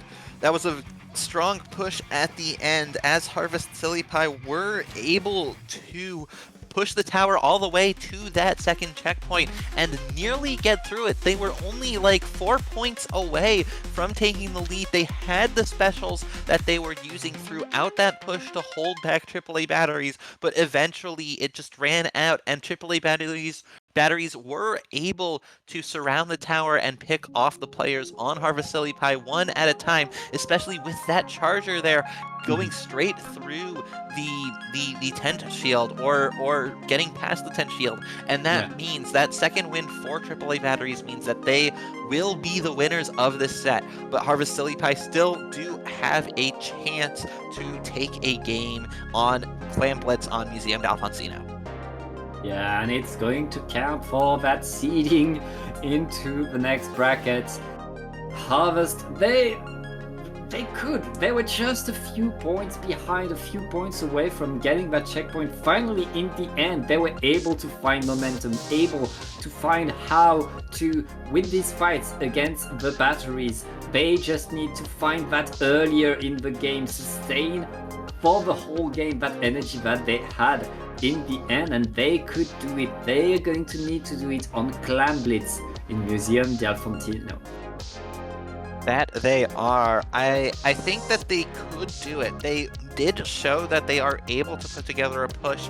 However, with Clan Blitz being a mode where every point counts and you can't just get one single dive to take the lead if the other team is able to put together stronger pushes, it does seem that AAA batteries have held the advantage for much more of this set, and so it does appear that they are the favorites to take this game. I mean, they've been winning so far. All they need to do is keep winning. It's they've shown that what they can do. It's on Harvest really adapt and keep adapting, get bits behind, but like they were so close right there. They were so close to getting back into the game. It's just on them to show that this was not a fluke, that they are learning, adapting, and moving forward. Cat bringing an E-liter. The custom E-liter is going to provide the Krakens and the beacons to AAA batteries. Meanwhile, on the side of Harvest, it's the same comp, and I mean, it's been their comp, and let's see them play it. Hold up, that is an L3 nozzle nose on the side of AAA batteries. L3 Nozzle Nose alert. We are going to see that they already have the Crab Tank. They have the Curling Bombs too in their arsenal, and they have created a power clam, getting rid of it quickly though, as it gets picked up by that custom E-Leader. However, there are multiple specials ready on the side of Harvest Pie, but as those Glooga go down, it looks like that AAA batteries are going to be able to hold on to a large amount of paint in mid, using that Zip Caster there to take the plat, and it looks like that, especially with those clams, AAA batteries do get that first score, putting 2 power clams in. And that Zipcaster forcing all of Harvest to just move back, give all the ground to AAA. AAA were just diving into that space created by the Zip. Getting to 34 in that early push, that is very nice for them. Now they get to get back control over their own platform, but they need to paint lead. They need to use these plats that they got for the points to get some momentum going, because I mean that was a pretty big first push by the batteries. Very, very good use of the 10 shield by Romeo here to shield that Zuka, and using it to get a pick or 2 here. Romeo bringing out that 10, but the Tactic Cooler buff is no longer active, but still the 10 shield allowing the team to go in and bring in those power claims, getting 2 scores. That is going to be a good start to the scoring for Harvest Pie. They are already down past the 50-point remaining mark here, Pat. Yeah, it looks like Harvest Pie is able to get the lead, Squidoku. We have a game, and AAA batteries are now getting back control. All of Harvest are still around the basket, are trying to get a bit more. They're not going to extend their lead. That's going to be a 1-point lead, but that is a lead, and AAA batteries now have to fight their way forward. Now are facing a new Harvest team that has learned how to push. Yeah, Harvest Pie, they managed to get that push. It looks like AAA batteries weren't even putting up that much resistance there, especially with that 10 shield moving forward slowly and able to get them. Oh, that is 2 Trizuka picks. Romeo is popping off right now. Look for that player. That is incredible. And that's going to be another push by the 10th. Just getting in there, has to respect the Stamper, though the Stamper is getting punished right there by the Dynamo, and that's... Oh wait, the Crab Tank is going to stop everything with the crack, and AAA batteries able to break through, able to go forward, and Harvest need to defend this time. That was almost another incredible push by Harvest, but AAA able to nip that in the bug, and now it's their turn to go to the basket. Yeah, and with that wipeout, they will have a clear shot. They do get that first clam in, and now they have taken the lead. They have gone through that penalty point, all those penalty points. They have enough clams in their possession to take the lead here. If Skep can make a power clam, that'll end it instantly. Teeny has it ready and gets it into the basket to end the game with a knockout. Harvest, Silipie, Trong, and Rick able to fight till the very end. The AAA batteries showing here what they can do, how good they were able to fight, and getting the clean 3-0 against Harvest. Indeed.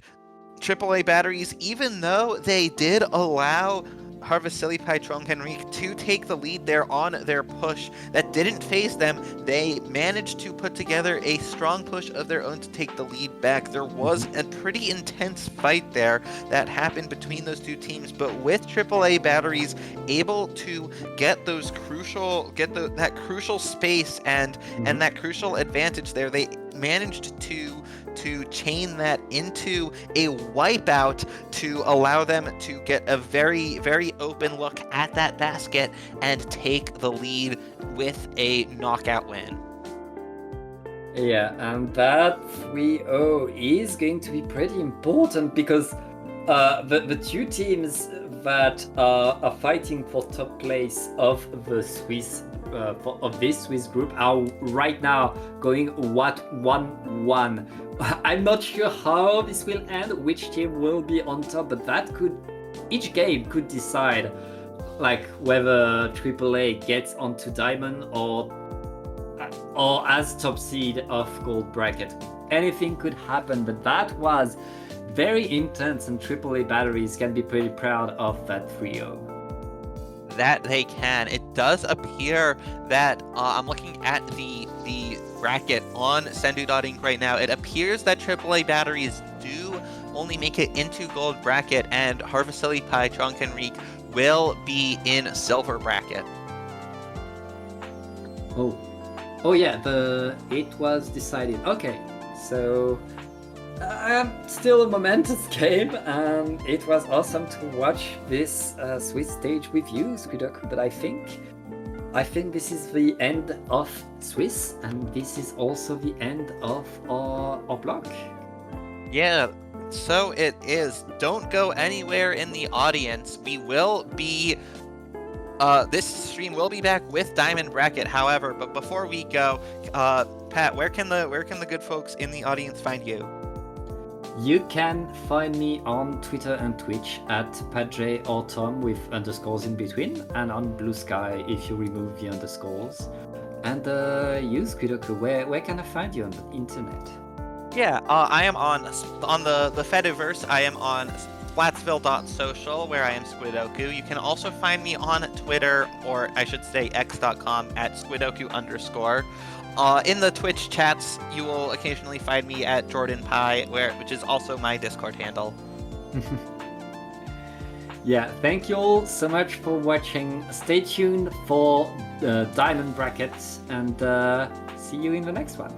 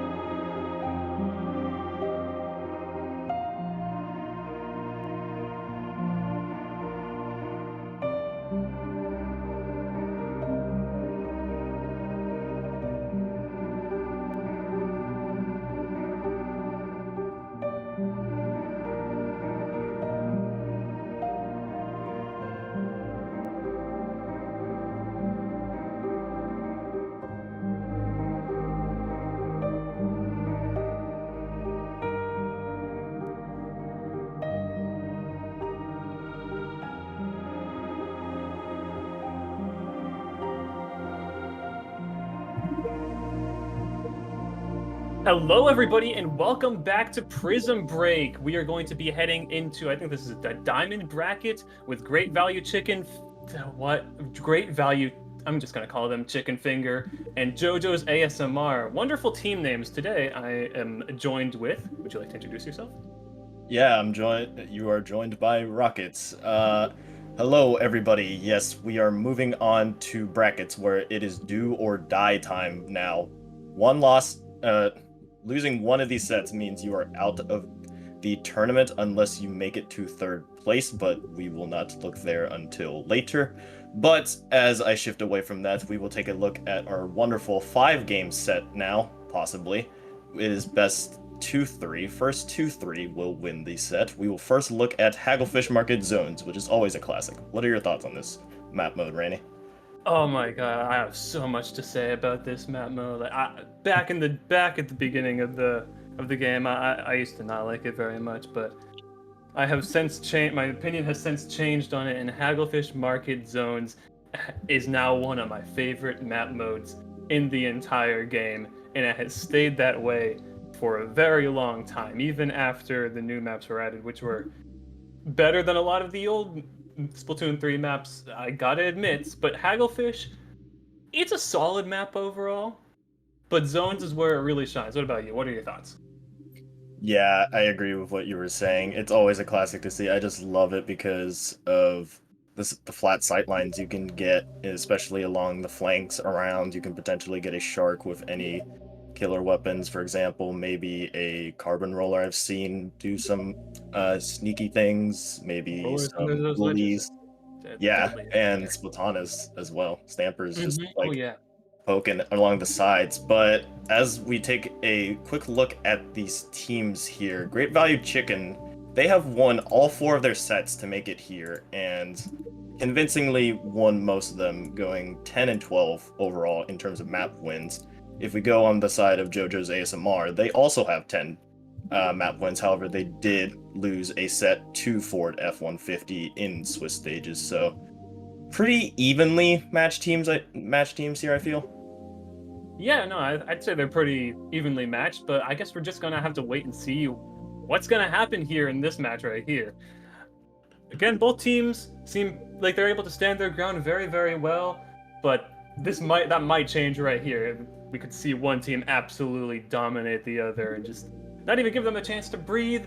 But hopefully they're able to keep their cool and just play as well as they can and give us some exquisite content right here. That's what we always love to see as viewers of the stream. As players, maybe it may be a bit more stressful, but speaking from a viewer standpoint, I think giving it a good game is always more enjoyable than watching 3 knockouts in a row.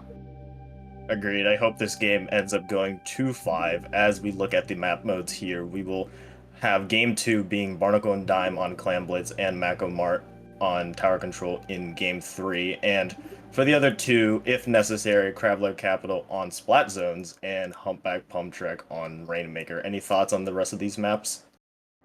I have to say that if I were playing and if we were down a game and we're going on to 2 games. Wait, what is it? Yeah, 2. They have to win 3. Yes. Sorry, I'm doing the math in my head. If we were down 2 games and we were going on to Crab Leg Capital, I am a personal huge hater of Humpback Pump Track in general, and I'm not a fan of it on Rainmaker, even more so. So honestly, I might just consider throwing if we got to that point, because I do not want to be seen on that map mode right there. I'm just gonna throw in Crab Leg Capital Zones, which kind of sucks. I know there are problems with Crab Leg Zones, but me personally, enjoy it, and that might be the Tenebrella in me speaking. I love those grades. They're my hope. Yeah, normally you see that map mode on Clam Blitz, but as we move on to the teams here, we see interesting weapon picks, a Junior and a Squiffer on one side, and on the other, pretty typical comp here that is on the value of Great Value Chicken Fingers that has the regular looking comp. Junior definitely interesting for that bubble to maybe potentially just create some space and allow their team to just push in. Yeah, for sure. I've definitely seen bubbles on this map before, And putting them in zone, very, very good way for being able to hold that zone right there. And we did see it right there at the beginning of the game. It was able to get them that cap, but it was quickly taken away by JoJo's ASMR. It's just a battle for mid right now. No team is really able to really keep that zone, and two people going down in general, one on either team, but that trade right there is going to be maybe a deciding factor for this beginning of the game, and JoJo's ASMR is able to once again take that zone back with another kill on the board. That's very impressive. Yeah, Carson Kicks just causing all of the damage with the Splatana there, just on the flank, being able to find that pick on the shot really opened the map for JoJo's ASMR. Hold my hand here on just being able to get that cooler and being able to just sustain the push with that bucket. Liam Lover on the pencil, just painting zone, just making sure that this lead isn't broken as JoJo ASMR manages to take it down to 25 points. Really good initial push, however. Chicken being, I'm just gonna call them Chicken because I'm not gonna read that long name the entire time, but Chicken being able to add penalty points just to stall out a little bit. They were able to cap the zone, but it didn't last very long. It is seemingly just going to prolong the game even longer because JoJo's ASMR has a pretty commanding lead right here. But two players do go down, and that's Stamp also taken out real fast. And this might be another cap for Chickens right here. And yes, of course it is. All they really got to do right now is lock out JoJo's ASMR, and they might be able to see a victory right here. It's definitely going to be a difficult play, especially two players going down. That's not what you want to see, especially with the other team being 25 points to knockout plus penalty, and these strikes coming out, able to cap the zone. Very impressive and very quick take right there. I must say, yeah, I don't know, really impressive retake right there. Yeah, hold my hands on the bucket, being able to farm those triple ink strikes, being able to flip the zone for JoJo's ASMR was really vital there. The Zuka ending up going down, two members of Chicken going down there, as JoJo's ASMR now able to get a foothold. Three members now, and it's just the pencil left being forced back. JoJo's ASMR being able to push into Chicken's side of the map here, just being able to put on pressure. However, they do lose their bucket and are forced back a little bit. However, the Splatana with Stamp in hand, potentially trying to change this fight. Girls Mail just having the Zuka as well to counter. 20 seconds left on JoJo's ASMR count though, as three members fall, and now Chicken just has to scramble here. The Junior just trying to cause all damage, but that might just be it right there, as actually the ink brush goes down, but it won't matter in the end. JoJo's ASMR being able to hold on and take game one. The bubble was not enough to get their team back in, and JoJo's ASMR taking that first game with a pretty strong lead. They've probably got pretty good morale right now, not gonna lie, but for the Chickens, gotta keep it cool. Game 2 is a new game, and every game is a winnable game. And that's what I like to say, because if your morale dips into the trash, then you're probably going to play worse, and the game's gonna be over before you know it. You just gotta keep that morale high. JoJo's ASMR also needs to keep that in mind, because don't want to get too cocky right here. You still got to play your best, play to win, and that is your best shot at winning this tournament right here. Yeah, and as we saw in the replay, Rat being able to take down and shut down that Ink Zuka on the side of Great Value Chicken was really key in just securing that round, being able to shut down that Zuka and simultaneously being able to pull out their own and just put pressure on Great Value Chicken. Just keeping them out and being able to secure that win was just really important for them, as well as their Splatana on the flanks there. Yeah, of course. And now we're going to be getting ready to move on to Barnacle and Dime Clan Blitz. What are your thoughts on this? Oh, real quick. The game's starting. Well, yeah, but I love this map on Barnacle and Dime. Typically, you see it on zones, but on Clan Blitz, it is pretty much a backliners heaven. Definitely interested to see the duel between these two pencils, as we see pretty much the same comms coming up between these two teams. I mean, it's respectable. You stick with one comp that really works for you, and you might be able to see a lot of success. Getting a rerun with these comps actually might be pretty interesting. See if Chickens can pull a win right here and take back, bring it to 1-1. But it seems like the Chickens are able to be holding mid pretty strong right here on this map. that's really important, especially for the beginning of the game. 2 going down. This might be what the chickens need to push even farther into. Oh, that's a disconnect right there. That's unfortunate. That's not what you like to see right there. The game gonna end. Unfortunately, indeed. However, yeah, we will have to redo that. But like what I saw, how they kept both of their comps the same, though, like you were mentioning at the beginning of it, seems that Great Value Chicken is just shrugging off that loss and just saying, okay, we know what comp works. We've practiced, we've scrimmed, we have perfected perfected and know what works. Let's just continue with this and just play simply a better game mechanically. Yeah, I mean, 1 game down, especially it wasn't like a super strong knockout right at the beginning of the game. I can definitely see their same exact comp working, especially in a different map mode. Maybe that was just they got countered right there and they weren't able to hold their ground. But I don't know. Me personally, Clam Blitz, Barnacle, and Dime is not my strong suit. I probably would have changed my comp right there. It seems every time I play on that, I get my butt handed to me on a silver platter.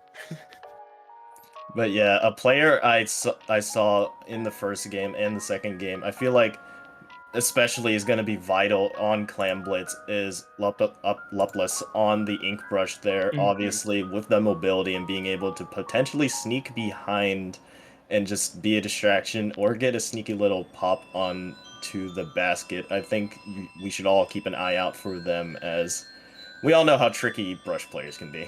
Oh yeah, they can be just a thorn in my side in the game. But that pencil really, they got their job just to make sure that that brush does not get past so easily.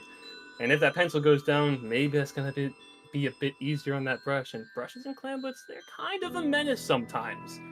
Love getting in, just being absolute nuisance to their team, having to deal with them getting out of their base, which is really difficult to do on Barnacle and Dime sometimes. It seems like a very, very snowbally map. Once you get that first push going, and if you're able to keep it going, then you might be able to just be able to bring it to the very end and knock out pretty easily. Not unless the other team is strong enough on retake and is able to force you out. That is impressive, and I will commemorate any team who is able to do that, because I know I sure can't.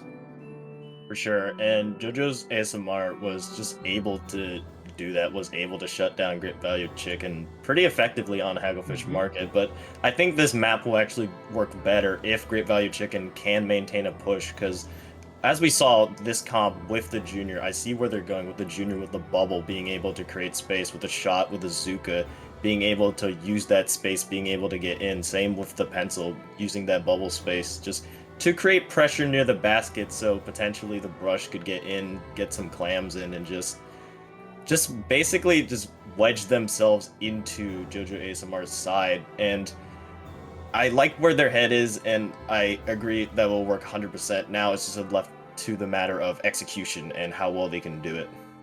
I do want to know, though, Rocket, if you were on either of these teams, would you have considered changing your team comp at all? I feel like it's way too early to change your team comp. I think, especially if you just lose one game, it could potentially be a bad game. But if I were Great Value Chicken and I were to lose this next, I would probably consider bringing out something for Macamart. Now, again, I might be biased, but Blaster, as a CRB player, and just seeing how Great Value Chicken plays, I'd say maybe throw out the brush and in with the CRB, because I think the CRB is able to just make a no-fly zone around the tower. Yeah. And I think paired with the Junior, it would go great. Oh yeah, Junior, that is true. Junior bubble next to tower check, and you pretty much just get a free check, especially if that range blaster is up by the ledges, just absolutely denying that area right there. That would be really nice to see, and I don't know, I'd like to see it. But again, yeah, still in game 2, maybe don't get too ahead of yourself, keep your cool, and just keep the same team comp, see if you're able to bring it back if you're on Great Value Chicken. JoJo's ASMR, they still got that lead. Let's see if they can keep it that way, moving on to Barnacle and Dying Clan Blitz. But, of course, we're going to get back into the game eventually. This is taking a bit of a while, isn't it? Yeah, for sure. But as we wait a little bit more, let's go take a look at our potential game 4 and 5s if we make it. Looking at game 5, Humpback Pump Track seems like a gladiator's pit of just like, there is no front line, because usually when we play Splatoon competitively, there is usually a like front line. You can get a tempo and understand where like the fights are going to happen, where you can fall back on each side. Humpback Pump Track, Rainmaker basically throws that out the window, as there can be a sneaking roller, sneaking brush from Loveless, potentially, if we can make it that far. Just absolutely anyone can pop up from anywhere. I mean, I forget who it was on the bucket, but I'm pretty sure buckets like Humpback Pump Track. I got a bucket friend who's actually in chat right now who hates me for saying that I don't like Humpback Pump Track. I do believe that buckets are really strong there, and they are pretty good right now. We're seeing quite a few buckets. You really got to respect that range. Their range is a lot better than a lot of people give them credit for, and that kit is also no laughing matter. Splat Bomb and Triple Ink Strike, yeesh, that is a killer. That is a killer kit right there. And finally, we are moving back to Clan Blitz on Barnacle and Dime. Let's see how these teams are able to bring it into the second game, take 2 this time. And of course, I believe we still got the same comps. I believe that is standard for disconnects. You get what I'm saying. Yeah. And as we see loopholes, I'm getting word that is the correct pronunciation on the brush still. Make sure you keep an eye on them. And on the other side, Hold My Hand was that bucket you were talking about. Being able to help their pencil potentially shut down loopholes in this push. And loopholes does eventually, as actually the first player slain in this. However, a quick 2-player trade on the other side leads to Great Value Chicken being able to maintain and get control of mid and skip these clams.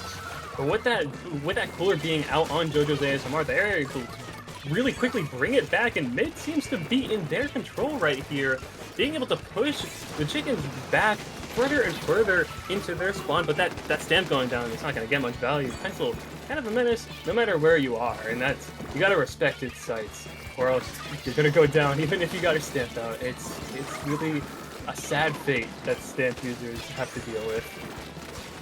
Yeah, and with that cooler going down on the side of Great Value Chickens, although they lose their pencil, they are able to get their respawns in fast. However, Joe's ASMR taking that numbers advantage, trying to get in. However, the bucket does fall, also does the Splatana. The shot having the Zuka potentially gonna try to shut down or at least stall this push out here. Luca's going down on the rush there. 2 members falling for Great Value Chicken. The Zuka on the side just to maintain possession of mid. However, a counter special in the Triple Ink Strike does push members of Great Value Chicken back and potentially leading to the first pop of this game.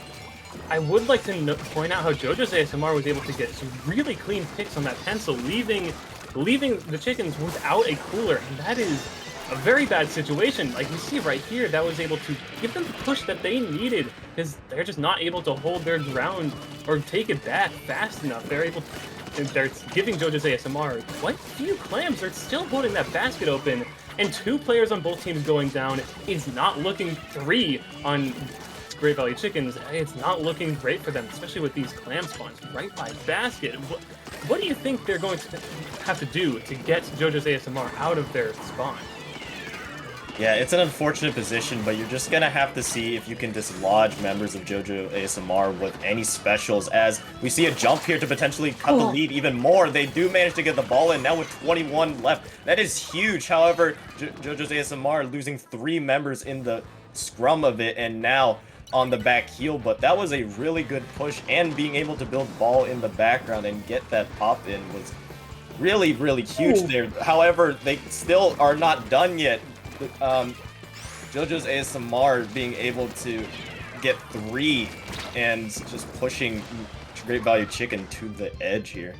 That is gotta hurt on Great Value Chickens. They finally got JoJo's out of their spawn, but instantly go 3 down. I don't know if they had cooler right there, Seems like they did, because they're bringing it back real fast. And it seems like it is their turn to push JoJo's ASMR all the way back, and hopefully maybe get some points on the board right here.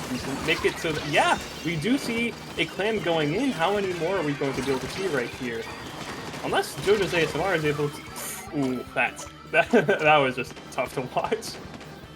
Yeah, a little unfortunate. Being able to at least get the trade, though, that Junior we saw popping the bubble just to be able to create a shield for the rest of their team. Potato on this pencil here, trying to escape with their life. However, they are taken down.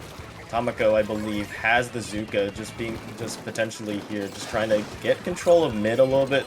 Great Value Chicken does have a Super Ball. They just picked up their cooler. JoJo's ASMR with the cooler now can basically fight with minimal penalty. Lupul's getting a pick there, shutting down that Zuka at least temporarily and just causing havoc in JoJo ASMR's line. They don't have much time left on the board, so they're going to have to act fast if they're going to want to take that lead. They do have points on the board, making it a bit easier for them, but that pencil going down is not great. That cooler is definitely what you're going to want to see, and that coolerless shot going down, 3 going down just in the blink of an eye. This shot is moving. Okay, they finally got taken out, but getting 3 right there is really impressive, and it's not looking great for Great Value Chickens right here. They really got to create space really fast and get these clams in if they want a chance at winning this game right here. It's 21, that's a pretty strong lead. It's not over though. They still definitely have a chance at winning. Do you think they're going to be able to pull it off though? Well, they have the specials to do it. This bubble just trying to create space for them. They do have a ball in their back pocket. Lupul's just trying to be the distraction. They do manage to at least get the pop on it. However, the clams need to follow through. This Junior being taken down, it is just left to Potato, and they are shut down as well.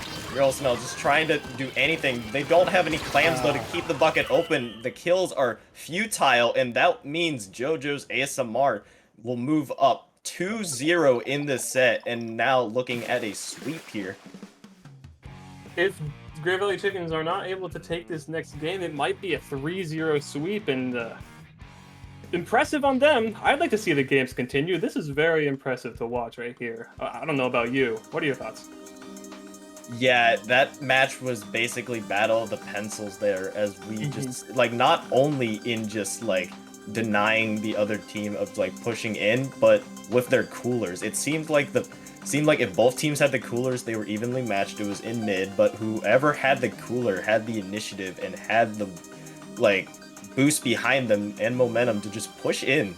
And that's really important. Like, it's probably been on repeat 100 times, but the importance of cooler cannot be overstated. Just the ability to come in right back with your specials. Yeah. Yeah. It's an insane special, and we've seen it in the meta for... I've lost track of time. It's been there for a really long time. And maybe we're going to be seeing some comp changes moving on to Megamar. You said earlier, maybe this is the point where Great Value Chicken Finger Dippy is going to want to change up the comp, see if something else is working, because that comp that they were running these past 2 games, it is strong, and it seems like they do know how to play it. But maybe it is time for them to see if maybe tweaking it a little bit is what can really give them that push to take this game and take it to game 4, and maybe even game 5 if they're strong enough with that new comp. That would be impressive.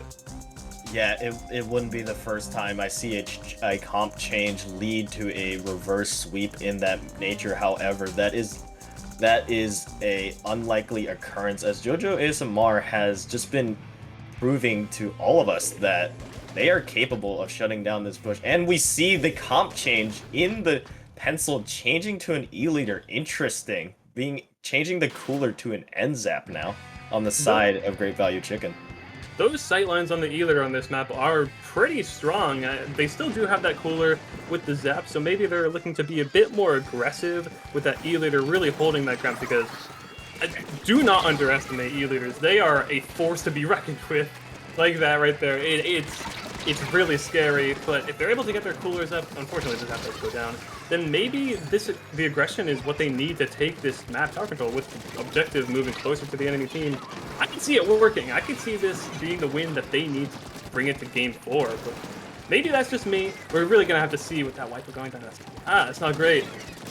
Yeah, and we're seeing the shot still maintaining their lifespan here, being able to get like 2 or 3 members and just staying in there forever. However, they're shut down by Potato, getting a nice 1 and 2 there.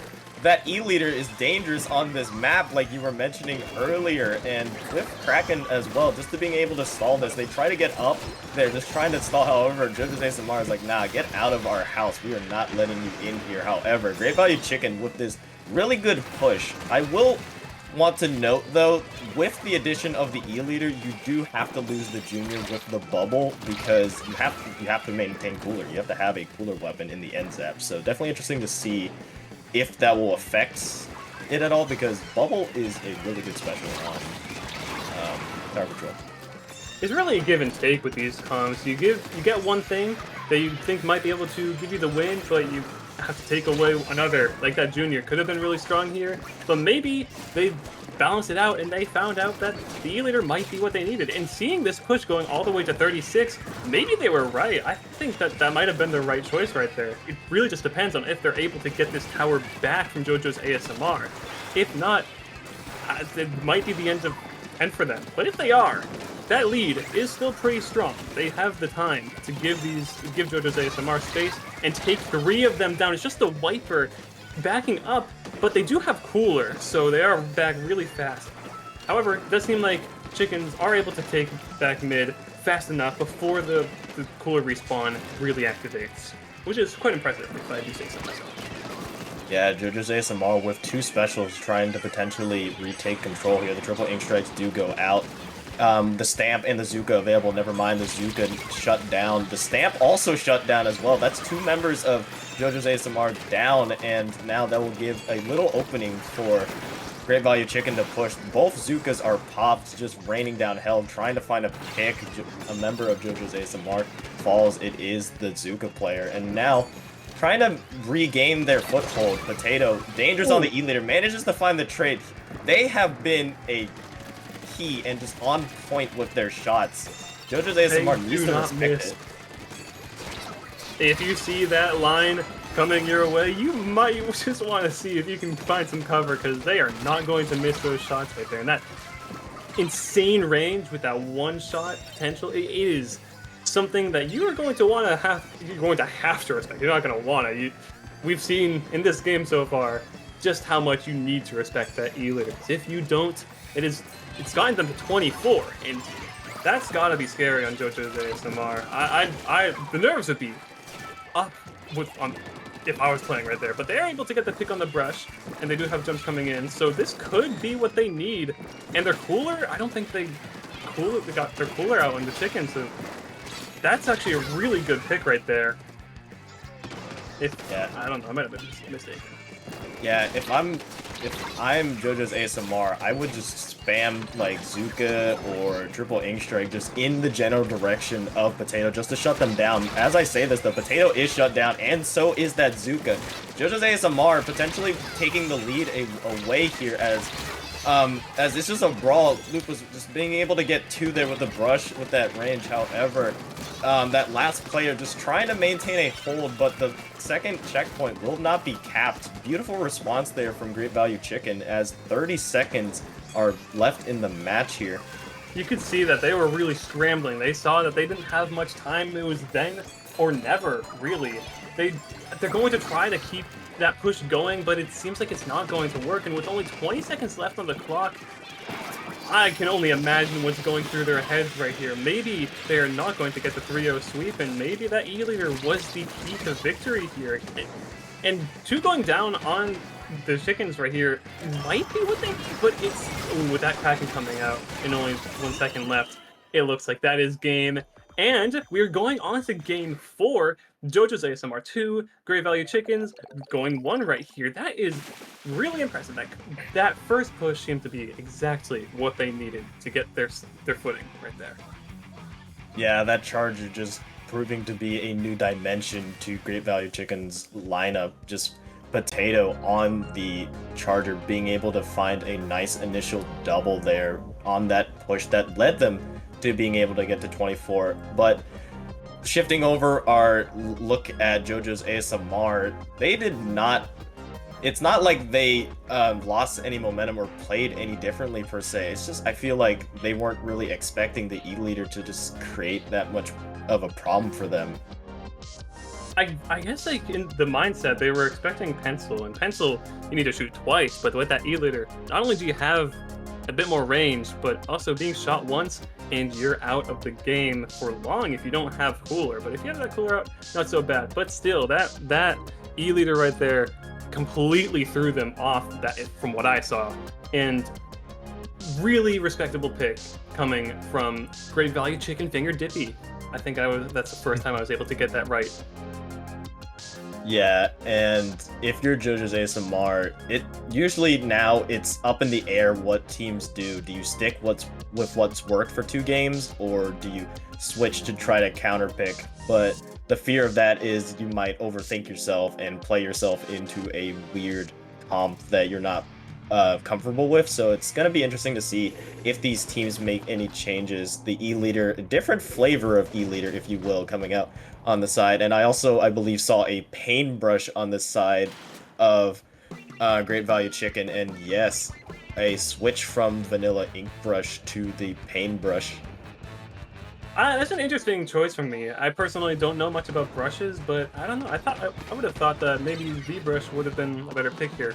It is a cool weapon. Paintbrush Nouveau, I think that is, with the missiles. Interesting pick, and it seemed to work out pretty well. That wiper going down right at the beginning of the game. Unfortunately, not exactly what they need. Oh, never. I take that back. Maybe it was what they needed to cap zone right there. The wiper is already back though. They might be able to get some picks right here if they're lucky. It doesn't seem like they are, but yeah. But what are your thoughts on the paintbrush getting picks right here? It definitely gives you more area control as the increased range. Obviously, the trade-off is a slower swing speed, but with that increased range, I see the vision a little bit of Great Value Chicken just continuing to play with the range of having the E leader and the paintbrush. Beautiful pick there with the Zuka, and just trying to cause damage. But yeah, I think the paintbrush is just, I think it's an interesting pick. It's not something you see often, but I'm not one to doubt different weapons, as I say, hey, anything can work. But as we see here, 3 members of Great Value Chicken fall, and it's just the E leader left. Liam in a very painful position to deal with if you're Great Value Chicken, just being able to ledge camp there. And as the E leader tries to take pot shots, JoJo ASMR able to take the lead off of that. I need to sneeze. I'll be right back. As whoopsie daisies, as JoJo's ASMR continues to push. Ooh, a bomb managing to take out 2 members of Great Value Chicken there. 45 on the point marker for JoJo's ASMR as time continues to tick down. These specials are going out on the side of Great Value Chicken, and a counter needs to happen now and fast. You really need to get Liam out from underneath your ledges, or else you're not going to be able to get the push that you need. And you saw just a second ago, Leader missing a shot. That's not good, but they are able to get 2 down and cap the zone for Great Value Chicken. That is looking pretty good for them. They're able to give them some penalty points. It is no longer looking so scary. With only 15 points, that could have been over right there if they didn't work fast enough. But it seems like they were, in fact, able to work fast enough, and that brush being positioned right there might be what they need to potentially see a lead and maybe even a knockout if they're lucky enough to play well enough. But they do have strikes on the team on the side of JoJo's ASMR. Maybe this is what they need to push themselves back in and take the zone from the Great Value Chickens. And they're going to need to use it fast if they want to, because that's getting remarkably close to 15, and they are able to take that lead. They're going to need to work fast if JoJo's ASMR is going to want to win right here. Yeah, and 3 specials going out on the side of JoJo ASMR just to try to cancel that. However, Great Value Chicken able to get the lead here. The E leader eventually taken down. Just trying to get like a last goodbye pick before they are taken down. Now a little bit staggered here. JoJo ASMR needs to muster a good defense to potentially win 1 or 2 more team fights and secure them the set. Zuka available for them, Stamp as well. They're at this point they're just painting zone and just inviting Great Value Chicken to come and saying, hey, we have specials ready for you. But the Zuka on the side of Great Value Chicken able to take down 2 members. 3 members in total on JoJo's ASMR are taken down, and now with the zone control, they have a lot of penalty points to chip through here if they want to go for a knockout, but honestly, if I'm in the lead, I'm not taking any risk, as a beautiful pick there from Potato continues to add to JoJo ASMR's woes. That E-Leader being positioned on those middle grades right there is definitely a force to be reckoned with, and you're going to need to put a lot of your resources towards getting them out if you're going to want to make a push right there, because there's not, honestly, a lot that you can do. You don't have much range of bucket, unless you have a Zuka, because that can just take anybody up from halfway across the map in an instant like that. And it seems like that might be what they needed. 2 players going down, maybe to cap the zone right here. Unfortunately, they do go 3 players down, but the players keep getting... I'm lost. What is going on? Yeah, it is an absolute slaughterfest. Players just getting picked off left, right, and center. However, in the clearing of the smoke, a Great Value Chicken able to take the zone back, now in a similar position. With 1 member down on the side of JoJo ASMR, you're having to look at potentially just waiting for that last player to come in, especially with Cooler and now pushing in. And with 10 seconds left, that push needs to happen now, especially with the E-Leader down. A 1-for-1 trade goes on that side. However, just the Zuka on the side of Great Value Chicken trying to shut down any hope of that, and Liam with a late pulling out of the Stampers, unable to contest the zone. We're looking at a game 5 here now. That is really impressive. And you know what I noticed right by the end of the game? I might have been able to see the vision of the Paintbrush Nouveau. Paintbrush Nouveau, if I'm not mistaken, has point sensor, right? Yes. Point sensor with the combined with E-Leader is pretty strong, because that E-Leader always knows where to point their beam, and if the other team doesn't respect, like right here, they know exactly where the enemy is, and they know exactly where to stop the enemy from pushing it. That, I think, might have been their vision. That, if that is what they were going for, props to them. That is really smart. Yeah, I see it. I think you're definitely right about that, as Lupo's not only in a position to just camp the edge with that range on the paintbrush, but just being able to throw point sensors at the wall and just like detect people through it, especially with that E-Leader being a vanilla one and having Wavebreaker as well. JoJo's ASMR was basically just tracked down the entire time, and if you give information to a great E-Leader player like Potato, you're gonna pay for it. And Yeah, that's what they did. Both of those games, on a tower control game, I could have missed something, but I don't think they missed a shot. I could be wrong, but even if they did, they hit most of them, and that is what they needed. And on Crab Lake Capital zones, you don't necessarily need to hit your shots, because just that range of being able to block out so much space from the enemy team, that is exactly what they needed. But we are moving on to the final game, 2-2, best of 5, ballpoint splatling, and the paintbrush. That is interesting. We do see a range blaster coming out too, custom range blaster, mind you. Yeah, I love to see it as a CRB main. JoJo ASMR, this is the moment that they have to slow down their roll. It's like, okay, we just dropped 2 more. It's now do or die time. Ballpoint on the switch, very interesting, and I think that's a good idea to switch away from the E-Leader, especially on a map like this. Potato continuing to just clear a path for their team and being able to lead Great Value Chicken to the first initial push. Remember, JoJo's ASMR was initially up 2-0 in this before they switched around their comp, and they seem to have found their flow now. I do see the vision. I think I see the vision with, ballpoint splatling going down. I was about to talk about that. The ballpoint right there, being able to move a bit faster, quite a lot faster than an E-Leader, while also being able to anchor down space relatively.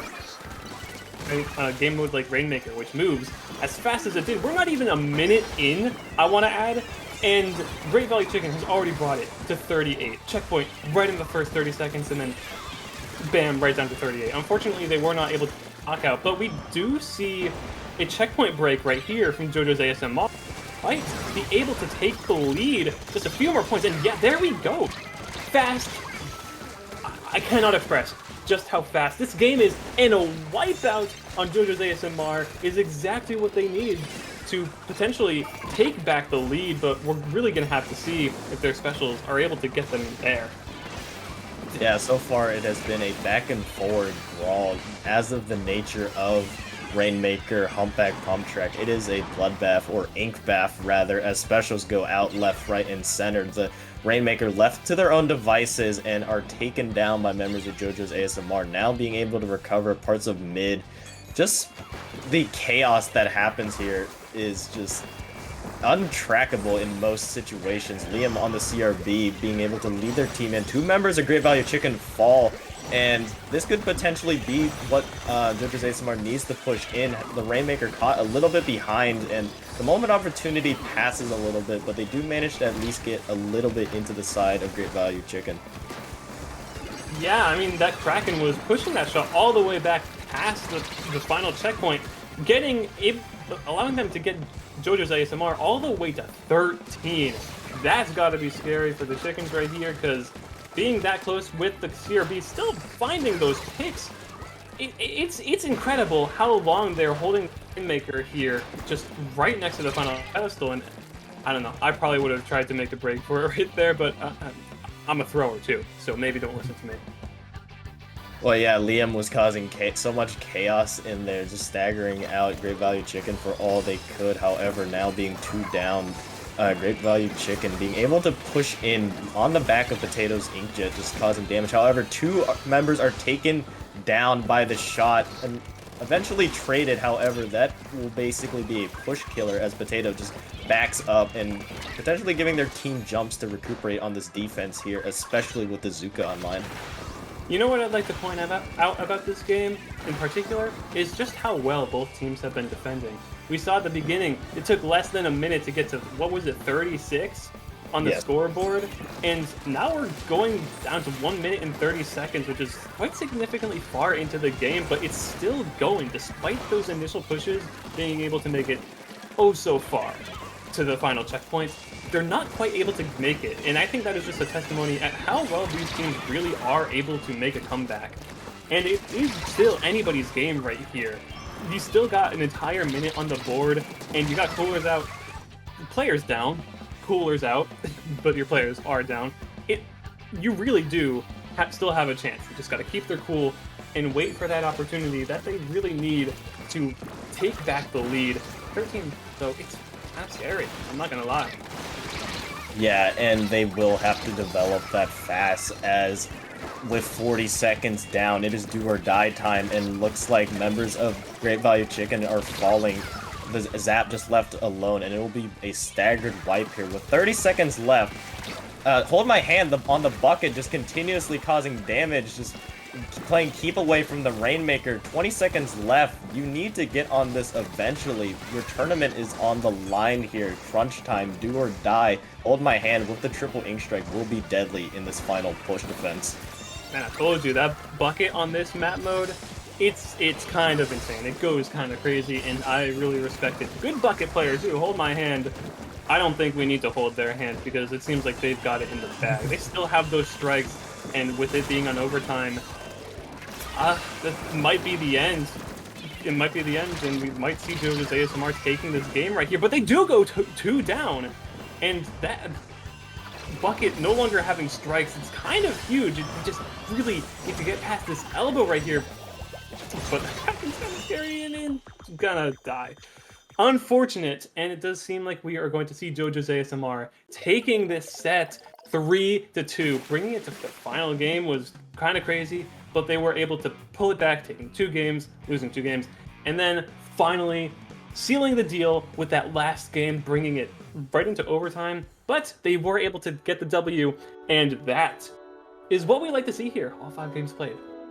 100%, and I want to give props to Great Value Chicken for being able to pull out a different comp and almost pull off a reverse sweep there, and just it was looking really good. However, just JoJo's ASMR was like, all right, let's take a page out of their book and edit our comp a little bit, and what do you know, they end up winning this one pretty convincingly. However, massive props to Great Value Chicken. Their aggressive play, shout out to Potato, who we've seen has been an anchor and just an absolute just sharpshooter on everything they played.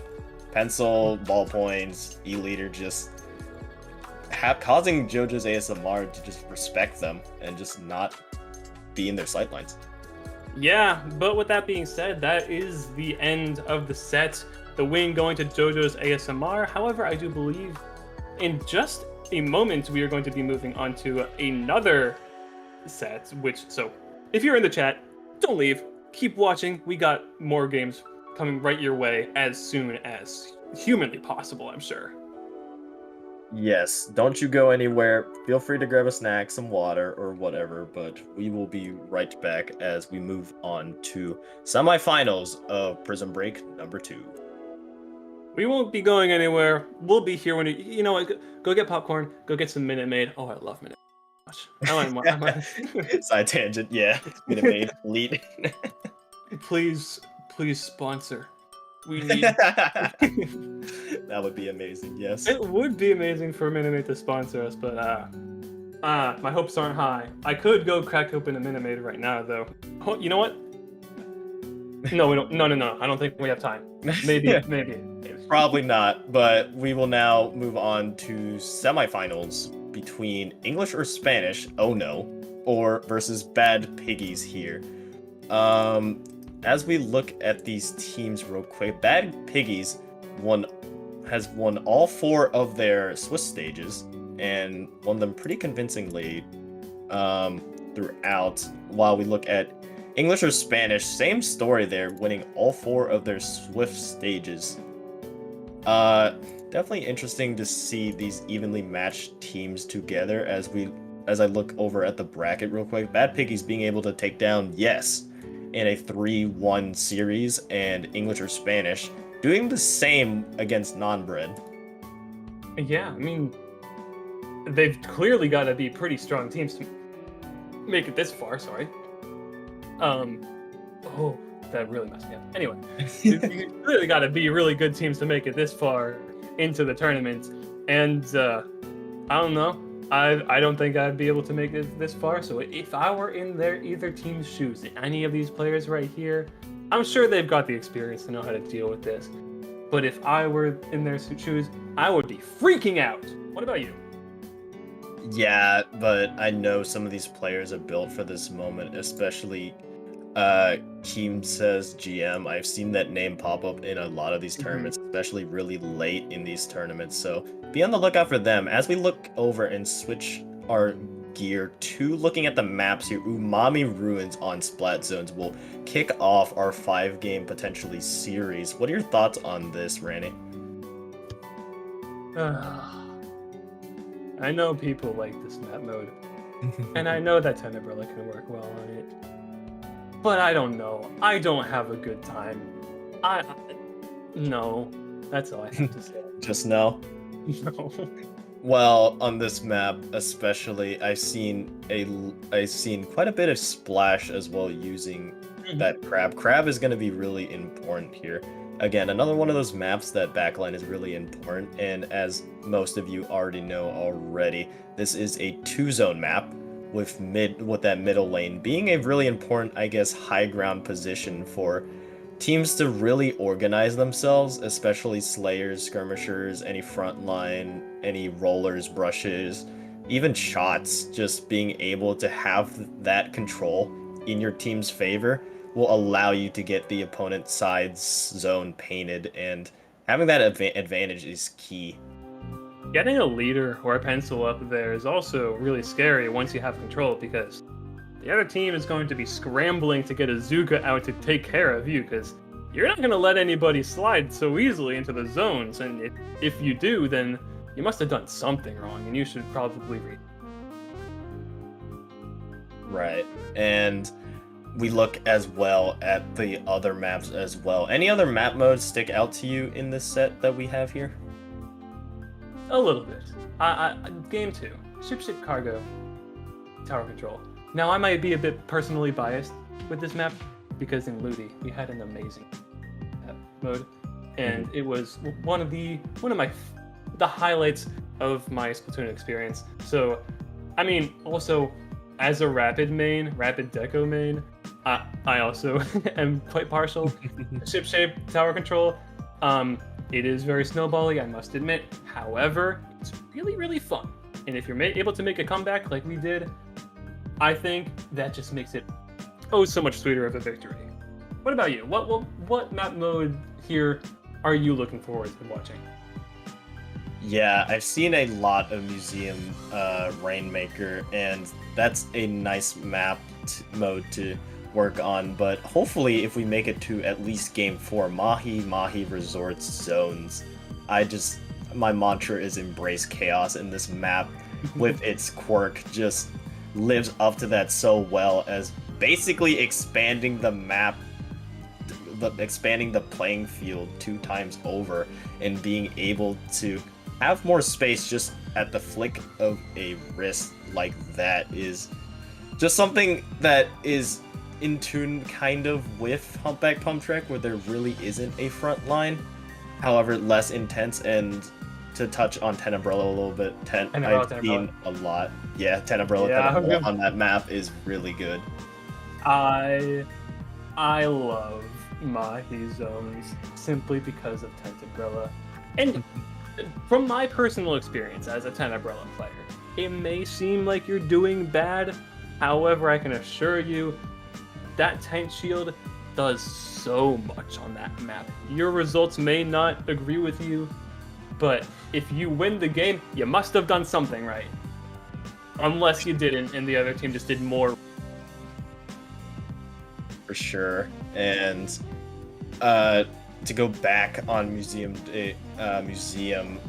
just kind of a more defensive map. Like, usually on this map, I see teams being able to get that first checkpoint at least fairly quickly for both sides, but it's really the push past the other team's spinner on their side of the map that is usually where stalemates happen. And interesting to see how both these teams are going to navigate that, as that is Game 3 and could potentially be a turning of the tides as well if one team is up 2-0 like we saw in the previous set there. As I'm not expecting anything, like no lead is safe in Splatoon, so I'm not expecting the leading team to be guaranteed to win the set at all. If you've seen just about any competitive Splatoon live stream, then you probably know every game is winnable. No matter what the circumstances are, you've almost certainly seen a team that has seen such a downfall come back strong and take that victory from the other team's hands.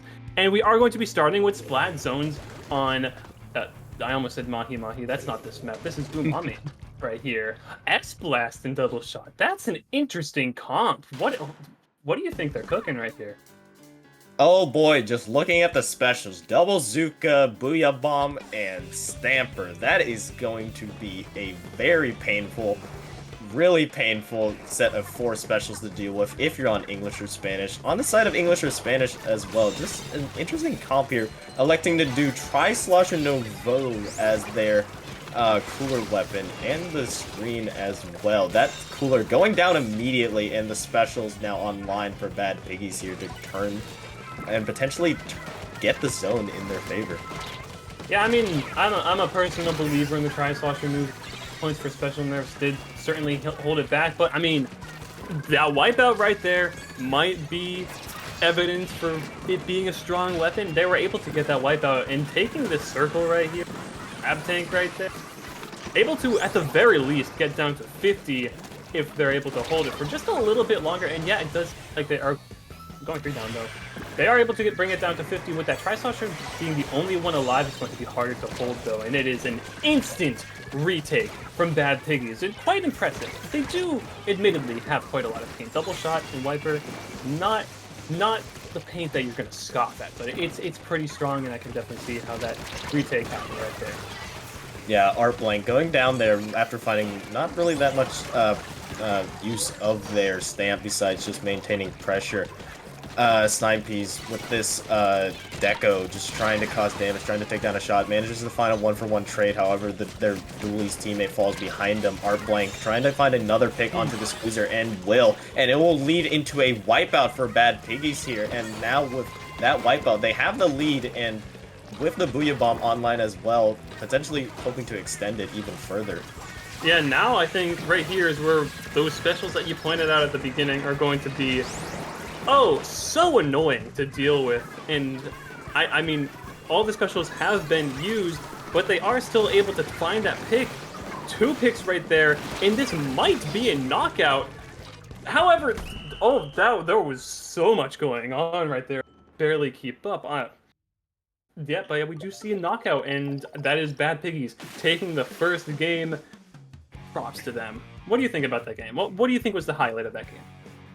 Highlight of that game was the ability for Bad Piggies to just come back from a really unfavorable first initial team fight loss there, because as we saw after their first team fight loss and wipeout, English or Spanish were able to get that crab on that circle on their side and just put all that pressure on Bad Piggies to saying, hey, time's ticking, I can sit here all day on this crab tank, all high and mighty. However, we saw in that replay what you missed there, just a beautiful Zuka being able to take down 2 members of English or Spanish there. And what I'm really impressed with most is Bad Piggies, on the back of being knocked out, were able to push back with a vengeance with those specials, being able to counter really well and getting a wipeout of their own, and it was just able to snowball. For sure. However, I would like to point out that game lasted a while, and both teams had a pretty commanding presence the entire game. It is not over for English or Spanish. They definitely have the ability to take, at the very least, this game coming up, ship-shape cargo, tower control. If we see, once again, that immediate wipeout on Bad Piggies, then English or Spanish, on this map mode right here, this snowball-heavy map mode, it might be exactly what they need, and I'd personally like to see a instant knockout right here. But, I mean, Bad Piggies, seen as they did take that W right there, it might not be so easy to say that. Still a possibility, though, and we can only hope. Yeah, blaster, take a look and make sure you keep an eye on that S-Blast on the side of Bad Piggies. It will prove deadly, I for sure think so, if it is used again. I just want to mention, like, both these teams are running pretty unusual weapons and pretty, not the norm comps, which I just love to see. I love teams experimenting with weapons like these. Like, yes, we can see Pencil again for the 20,000th time, but like, try Slosher Nouveau as your cooler. Just innovative. Just, I love what English or Spanish are doing with their team comp. I mean, I think it's kind of a testament. Like right here, we are once again seeing pretty much almost the exact same comp on the side of Bad Piggies, only with a T-Tech instead of a vanilla shot. But these weapons being used right here, I think it's kind of a testament at just how good balance-wise Splatoon 3 is. We can see so many weapons getting this far, and these players are really strong. Like, it really goes to show that this game's balance is quite impressive, and however many issues this game may have, games like these really go to show it's still wonderful and a really good competitive game. But with that being said, Bad Piggies do get the first team win right here, and they are able to push it past that. I believe there's a checkpoint right there, yeah. However, they do go down some players, and this is English or Spanish's time to take back mid and just get a really early stop on that tower. So that, after that first checkpoint, it's where it really starts to go downhill. But they were able to get the picks that they needed to stop that, at least temporarily, and get their footing back. But that's really what they need, and let's see if they can follow up on that. Yeah, you mentioned at the beginning of this match, the switch, one of the shots switching to T-Tech on the side of Bad Piggies. I 100% agree with that change, as I think running two Inkzukas on power control is just excess goods, and triple Ink Strike just being a really good map, really good special, and Booyah Bomb as well, as we see here, just being able to basically deny any presence of the other team. Bad Piggies being pushed back a little bit because they do lose a player, as this Deco managing to find a pick on the S-Blast, popping their Killer Whale to further dislodge these players, and English or Spanish being able to at least momentarily get control of mid. That Gal, however, losing the duel with the Zuka. Yeah, the RNG was not in their favor right there, and such is the life of a deck of 52. I don't know why that took me so long to say. But yeah, Bad Piggies were able to bring it all the way down to 32, which is a good lead, don't get me wrong. However, on a map like this, if English or Spanish is able to get past that first check, it could still be their game. Bad Piggies going down 2. It might be the end of their push. If English or Spanish are, with that bubble right there, it's probably the end of their push right there. And maybe we're going to see what I was just about to say before I so rudely got cut off by that retake. If they are able to get past 98 right here, and that first checkpoint, then maybe we could see them taking the lead and maybe even see a knockout. That would be quite impressive, but they're really just going to need to use their resources really, really well. They do have the resources, the bubble, the crab, the whale, and the bazooka, all also, might I add, really good assortment of specials right there. That's really cool. Yeah, but first, English or Spanish needs to start off by at least getting the first checkpoint, which they do manage to do. However, they actually now have the player advantage with the S-Blast going down. The triple ink strike on the side of Bad Piggies just to deny this repeat. Taking this fight with the Swatana will find a trade, but in the background, 3 members of English or Spanish go down, and now it's just the crab left to their own devices. They can't get out, and it is a wipeout. Bad Piggies just continuously putting pressure on English or Spanish, and now English or Spanish with 1 minute, 15 seconds almost left on the clock. What do you do here? I mean, you just got to keep your cool. That's really it. We see that they do have the ability to take that lead. They kind of lost it right at the very end, because that's only 6 points victory on Bad Piggies. If they're able to, in this last minute, English or Spanish, take those 6 points. The 7 points is what they need to get lead rate. But at that point, why not just go for a knockout? And they are able to do it. We can see that they are really close to taking this lead, but Bad Piggies is just moving so fast, not like lightning speed, able to take them out and stop their push, maybe? Yeah, seems like it. Players going down left and right on the side of English or Spanish, and that is not what you want to see. With the last 30 seconds, only the gal is left. They're going to need to pull off some really impressive stuff right here if they're going to want to see a victory. This S-Blast I mentioned, pay attention to it. They're getting a nice double there, as well as the shot getting a double as well. Basically won that defense for Bad Piggies. 10 seconds left. There's Booyah in the pocket of the S-Blast, just waiting for it to be stalled. And triple ink strike available for this. Just throw all the nukes at the tower just to prevent any hope of English or Spanish even touching it, and by doing so, secure yourself the win right there. Bad Piggies now up 2-0. Yeah, I mean, it's gotta be stressful for English or Spanish, but they made it this far. They gotta know how to keep their cool. And as I say, time and time again, I don't want to sound like a broken record, but it's still winnable. We've seen reverse sweeps before. We might see it again right here. And wouldn't that just be lovely? Chat, wouldn't you like to see a reverse sweep? You would like to see it, right? You would like to see it? Yeah, embrace chaos. Yeah. Embrace chaos. I love to see it. As we're seeing here, this S-Blast was causing so much just presence, just being able to camp that edge and just like saying, nah, you ain't coming in. And just the good coordination on Bad Piggies to have those 2 specials to just nuke the tower, and like I said, and not allowing English or Spanish any moment to even contest and force overtime was a really good play. Now, English or Spanish now have to go back to the drawing board and see what could they do to battle this, as they did initially get a good counter push, being able to make it down to the 31 point mark. However, that was really their only good push.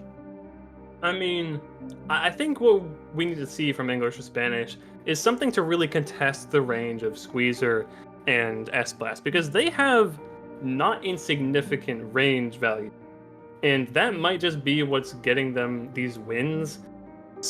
Anything, especially on Museum, which from my personal experience is Charger Heaven, might just be what they need to stop Bad Piggies taking the 3-0 sweep.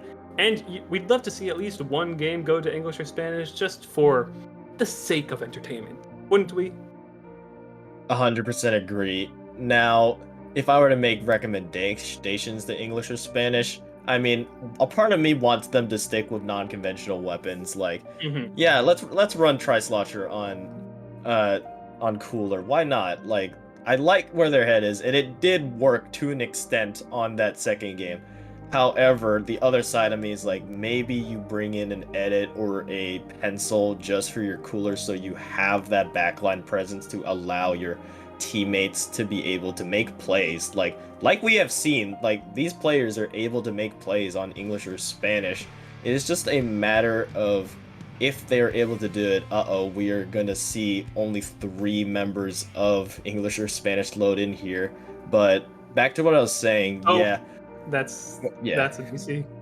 yeah, but back to what I was saying, yeah, it's honestly, I'm kind of split what I want to see. I want to see just the most randomest weapons if they work, because Yeah, I do kind of disagree with seeing, something like a pencil for a cooler, but I do agree with seeing more unconventional weapons. You know what I want to see? You want to know what I want to see? I want to What's that? see the cooler weapon being picked as H3 nozzle nose. That's what I want to see. I mean, we've seen it work before. H3 Nozzle knows I love that Not weapon. impossible. It's not impossible. Hey, it's just heavily outclassed, and that's truly unfortunate because, if I'm not mistaken, that H3 nozzle nose was pretty strong in Splatoon. I think both Splatoons. I don't know. I'm new to the scene. I'm not super confident, but I do not expect to see an H3 nozzle nose. I would like to be proved wrong. Let's see an H3 nozzle nose. Type a 1 if you want H3 nozzle nose to be seen in this upcoming Museum Del Fontino Rainmaker game. Yeah. Definitely want to see more usage of the gal. I think the gal needs to stay for English or Spanish.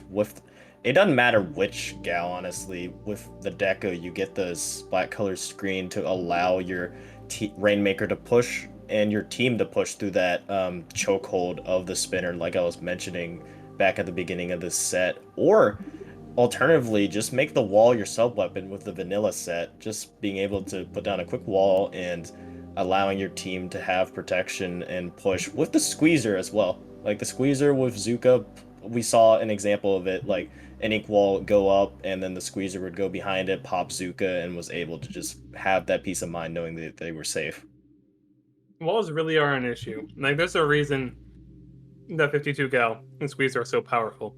And in part, they are both really strong main weapons. But in large part, it is the wall. Undeniably, I think Splash Wall just works so well on specific weapons. It's part of the reason that we see Squeezer so much. It's part of the reason that 52 gal is so annoying. But yeah, that Splash Wall, if they do choose to go vanilla 52 gal, I would understand why, because that whale and that wall right there can be just an absolute nuisance to deal with. Being able to stay alive, not as bad as K52 in Splatoon 2. However, it is still very powerful and sees significant use pretty much everywhere. You're going to see a 52 gal somewhere in pretty much any tournament. Yeah. And I also want to mention this map also has those corners, those edges that we are going to see the S-Blast and the Splatanas just absolutely show their presence on, and that could prove to be key to at least get the first initial checkpoint for either team, as it's a really strong position that is difficult to dislodge if you're the other team unless you get like a really well-placed bomb. I mean, we're really gonna have to see if we're going to see any comp changes from either teams right here. I'm not so sure S-Blast is going to be picked, simply because Rainmaker object damage is a bit more favored than the other modes. Definitely could see it working, because as we've seen in both the previous games, that S-Blast was playing out of their mind and wouldn't go down to any weapon, despite it being a pretty slow weapon against a bunch of pretty fast weapons. We are going to be moving in, and let's see, are we going to continue to see this S-Blast or not? I want to see it. I still want to see it. Yeah, and it is so. We do see it. And for Bad Piggies, interestingly enough, not running a cooler. I'm curious to see what would their decision be of that. But I think it's just to be a more aggressive team. And I don't know. We're just going to have to wait to see if that gamble pays off for them. It might, but like at the beginning of the game, going down 2 or 3 members, I'm not so sure. Without a cooler is definitely not going to be what you want to see. With the stress launcher right on that ramp, on the mid spinner right there, getting 2 picks, it might. Nope, never mind. Rampmaker easily picked off, but still anyone's game. Game just started, no checkpoint has been broken, 40 seconds in, and we haven't seen the Rainmaker move very much. It's really just a battle to see who can get control before the other team can. And without the cooler on the side of Bad Piggies, that might be a bit more difficult if they do want to play a bit more aggressive, because if they go down, they're going down for even longer. We're just really going to have to see if English or Spanish is able to punish them for that. Yeah, and I don't think we mentioned it at the beginning of this, but Keen says GM on this one, on the Stamper that was shut down by the S-Blast we just saw. An interesting pick there just to be able to maintain some frontline presence and aggressiveness. Bad Piggies able to get the first initial pick. Really good shot there onto Riki there. However, the Tri-Slosher being able to get up on high ground shuts down 2 members, trying to get a 3rd member. However, Artblank will manage to get out with their life here and just settle for the edge camping like I was saying before, being able to find one off of that and being able to farm a little bit of Stamper as well to potentially lead into another push, but the Rainmaker going in a little bit too fast will leave them alone. I mean, they were able to get a bit past that first checkpoint and stall the Rainmaker there for just a bit longer, wasting time for English and Spanish to have that time to retake and get the lead. And that checkpoint, though relatively easy to get if the situation presents itself, it's still pretty huge to get past, because that is a lot of time off your hands getting past it. And that could be exactly what they need if they're able to bring it back. And maybe see a knockout, almost getting the checkpoint, English and Spanish right here, however going down right at the very last millisecond, and Bad Piggies are able to completely deny them that checkpoint, which is, that's gotta be frustrating. I can only imagine how that feels. Hurts me to watch. Yeah, Bad Piggies were able to shut down Keen on the Splatana, and that was a key pick there, because Keen could have caused so much damage if left with the Zipcaster. However, good response from Bad Piggies as we see Artblank again on this edge, just making their presence known. Stamper is online, will most likely initiate this push, and it will be so Artblank just trying to clear a path, trying to find any value with the countered crab to put it down, but will find no value. Now Phantom with the Rainmaker just still sitting by near mid, just kind of waiting for their team to farm any specials, but no, they decide to jump in by themselves and are picked. So Dino now quickly picks up the Rainmaker, trying to extend their lead a little bit. However, not quite too much to be found there. Another beautiful pick from the S-Blast. We have seen them do so much damage with it. They have the ability to do these really, really risky plays because they have an impressive lead, and they're able to get there fast enough and just stall the Rainmaker so that English or Spanish isn't really able to do anything about it. It would be a bit riskier if they didn't have that lead right there, but it seems to work. They got it to all the way to 25, which is really impressive, and with that jump back, it is going to be a lot easier for them to be able to stop English or Spanish from getting this checkpoint. However, with the Zipcaster coming out, that might give them the space that they need to take it. Unfortunately, it does end up going down. Some Bad Piggies. Yeah, Bad Piggies able to muster a really good defense. Great use of specials there to find 2. However, English or Spanish able to recuperate a little bit. With 45 seconds left, triple ink strike available for Bad Piggies to prevent this checkpoint cap. And remember, Bad Piggies are doing this without a cooler weapon, and without that, they've still been able to maintain kills as members are falling left, right, and center for English or Spanish. It is basically a staggered wipeout now. 25 seconds left. Bad Pig is just leaving the Rainmaker behind, which I think is a really good move here, just to stall out a little bit more time. English or Spanish needs to hop on this. It's a real scramble at this point. They were able to get past that checkpoint, but with the Rainmaker being reset and all this space that Bad Piggies is able to hold relatively well, I don't know if they're going to be able to take it. However, it might be brought into overtime, and they don't need too much of a push past the checkpoint if they're able to find it to take the lead. But with the specials being out and the Rainmaker dropping right here, it's going to be a lot slower for them, and I don't know what's going to happen. It's really anybody's game at this point. Synapse has to find that push, but with being the only person alive, I don't know if that's gonna happen. Their time is rapidly running out, and that Booyah Bomb forcing them to jump off the map. Oh no, there's not much you can do there if you're Synapse. Maybe you can argue there was a little bit of a ledge there, but honestly, I don't blame that at all because with their entire team going down, they were just playing Dance Dance Revolution with a bunch of specials and subs being thrown at them, just like internal panic. And with the set on the line, all that pressure was just too much for them. Bad Piggies able to cleanly sweep English or Spanish 3-0 and move on to the finals of Prism Break 2.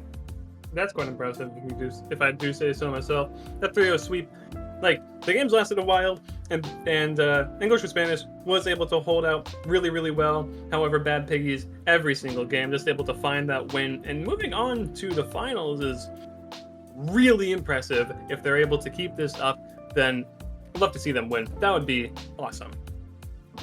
Yeah, and English or Spanish not quite out of the tournament yet. They will play the losers between Don't Fight the Music versus JoJo's ASMR, who we saw earlier. JoJo's ASMR currently 2 up in their set right now, and potentially could be facing Bad Piggies in the finals. Definitely going to be a really nice matchup to see, as we have seen both these teams win their quarters and semis respectively.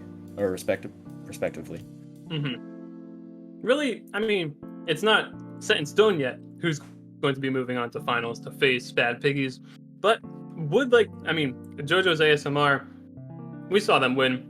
They got a strong team right there, and I do believe that they could find their way to the finals to face Bad Piggies. However, with Bad Piggies, they seem to really know what they're doing, and it's not going to be an easy win for JoJo's ASMR. Bad Piggies is certainly going to be, assuming JoJo's ASMR makes it to finals, that is, Bad Piggies is not going to be something that you want to scoff at. It's something that you're going to want to respect. But we're really going to have to see who gets there and what's going to happen. Anyway, with that being said, we're going to take a short break. We will be back in not too long, so don't you go anywhere. We're going to be... Just give us a minute. You know what?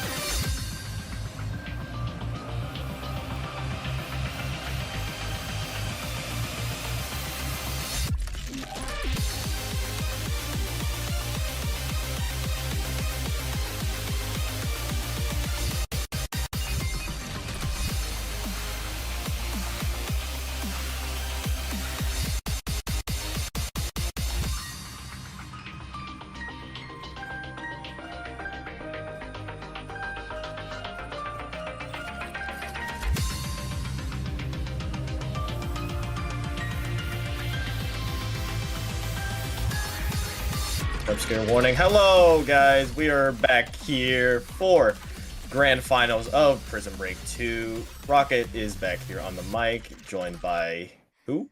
Me. I realized I don't think I introduced myself when I got on the mic. Hello, guys. I'm Ranny, your favorite Ranny, and as just stated, Rocket is here. And honestly, what a wonderful duo we make. It's been a blast so far, and hopefully we can blast it all the way through these finals right here. Wouldn't that just be great?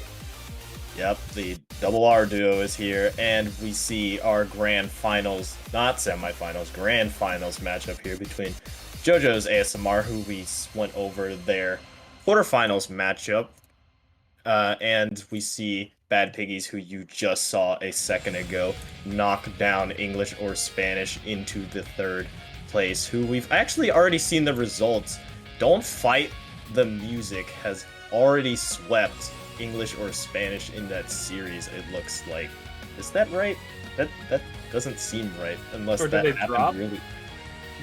It might have been a drop, but either way, according to Sendu, English or Spanish will take 4th place, but Don't Fight the Music, who JoJo's ASMR took down in the semifinals, will place bronze. But enough of that. Moving on to the grand finale, the why you're all here still.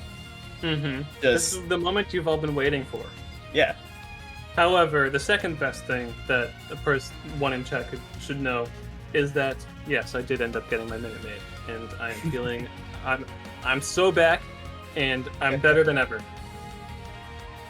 We are so now- back. We are moving on to finals, and I don't know. Both of these teams do seem to be very competent teams. So who knows what we're going to see? Splat Zone's Barnaculum Time, absolute beauty of a stage. I am personally biased, however, it looks nice and it plays nice, and therefore I like it. Yeah, Bad Piggies we see going back to their bread and butter. The first set they pulled out, Double Zuka, S-Blast, Always Deadly, and Splatana. We see a pick going on either side of the teams, however. Yeah, it's still pretty even in picks here. One of the shots being able to quickly farm Zuka, popping it, just trying to see if they can get a pick. They do find a pick onto Hold My Hand, the bucket there, almost sniping another member as well. And Bad Piggies with the initial first team win and control of the zone.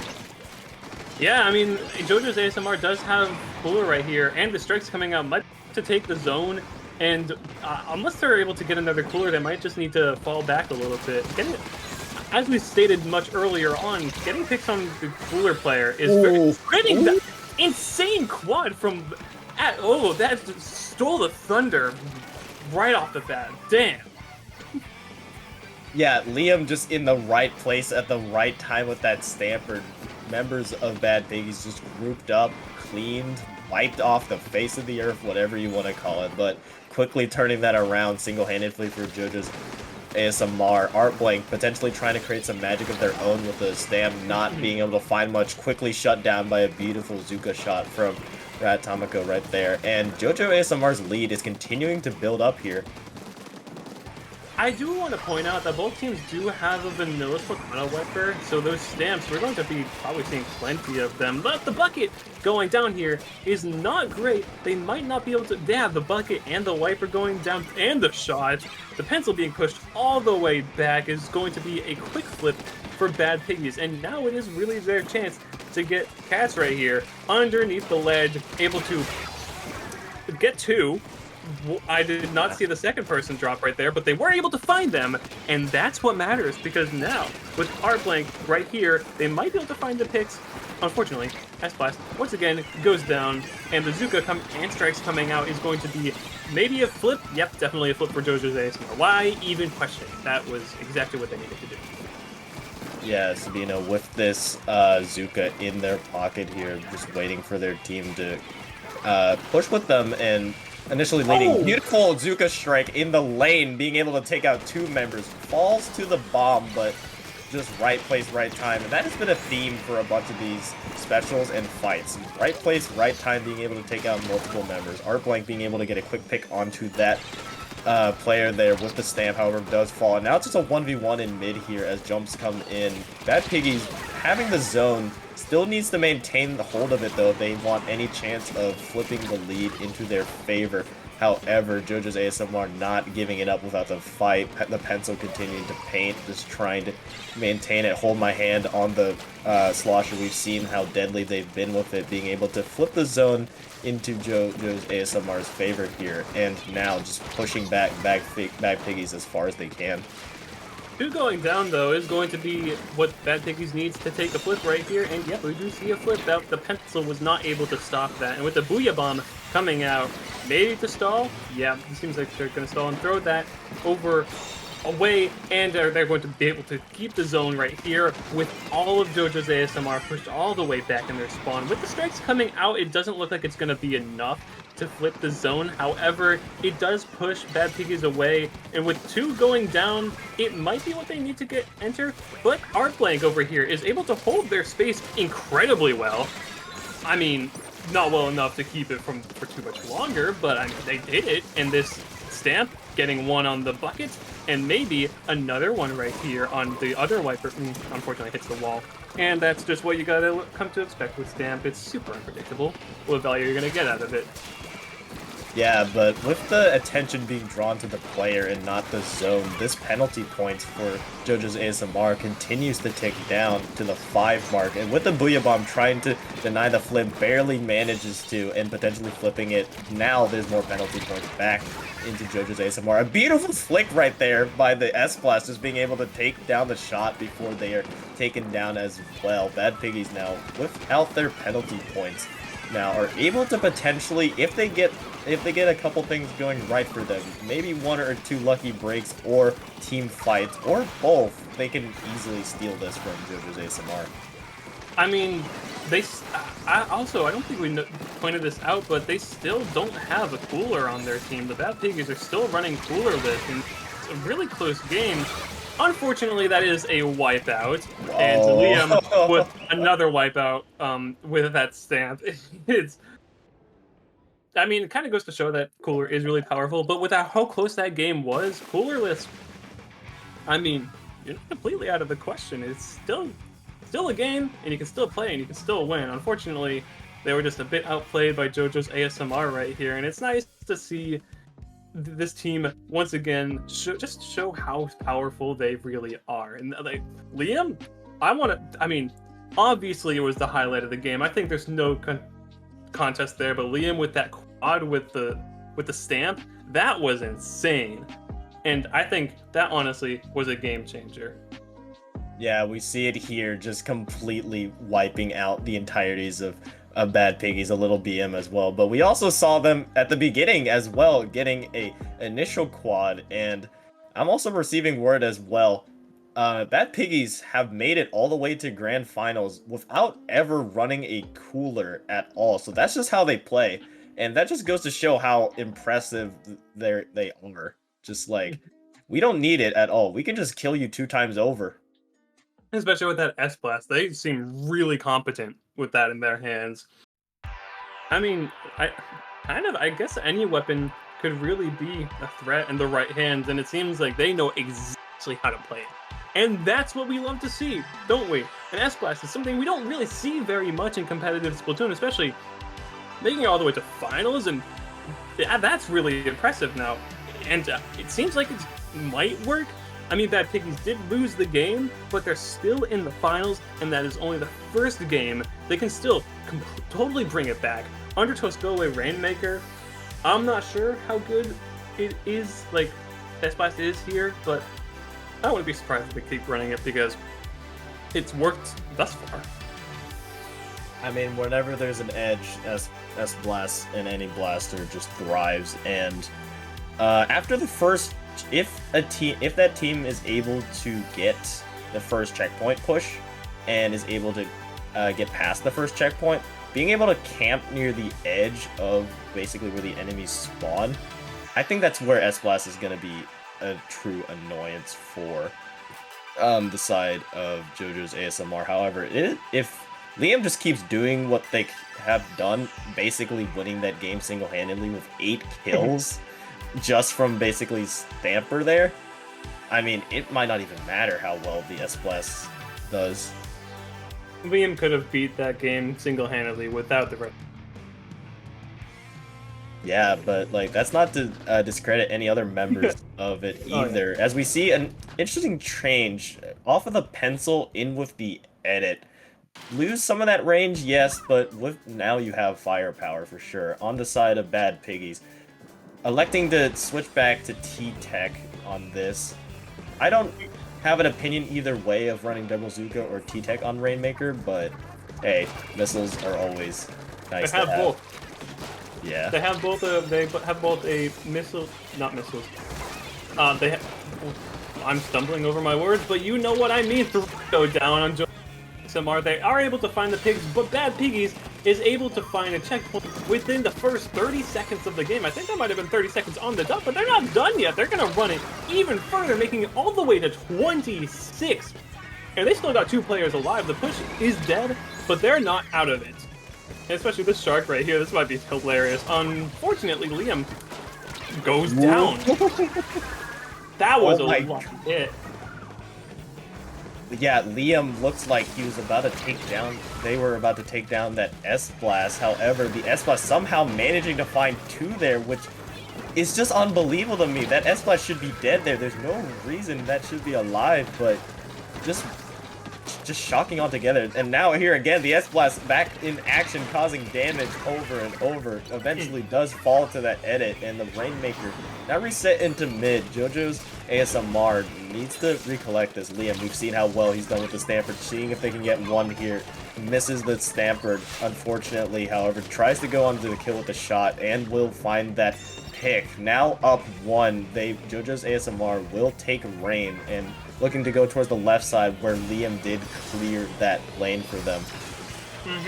I mean, Bad Piggies may have the 26 lead. However, they are getting remarkably close to that checkpoint, and the checkpoint is a huge step in taking the victory, especially surviving that. 1 player down on both teams, they're still in this push, and it still could go, and really, who knows what's going to happen here. No team has their specials ready, so they might be waiting to get a few more of those, but 2 do go down on JoJo's ASMR, 3 go down, and Bad Piggies has successfully wiped them out and stopped their push, successfully keeping their 26 points until knockout.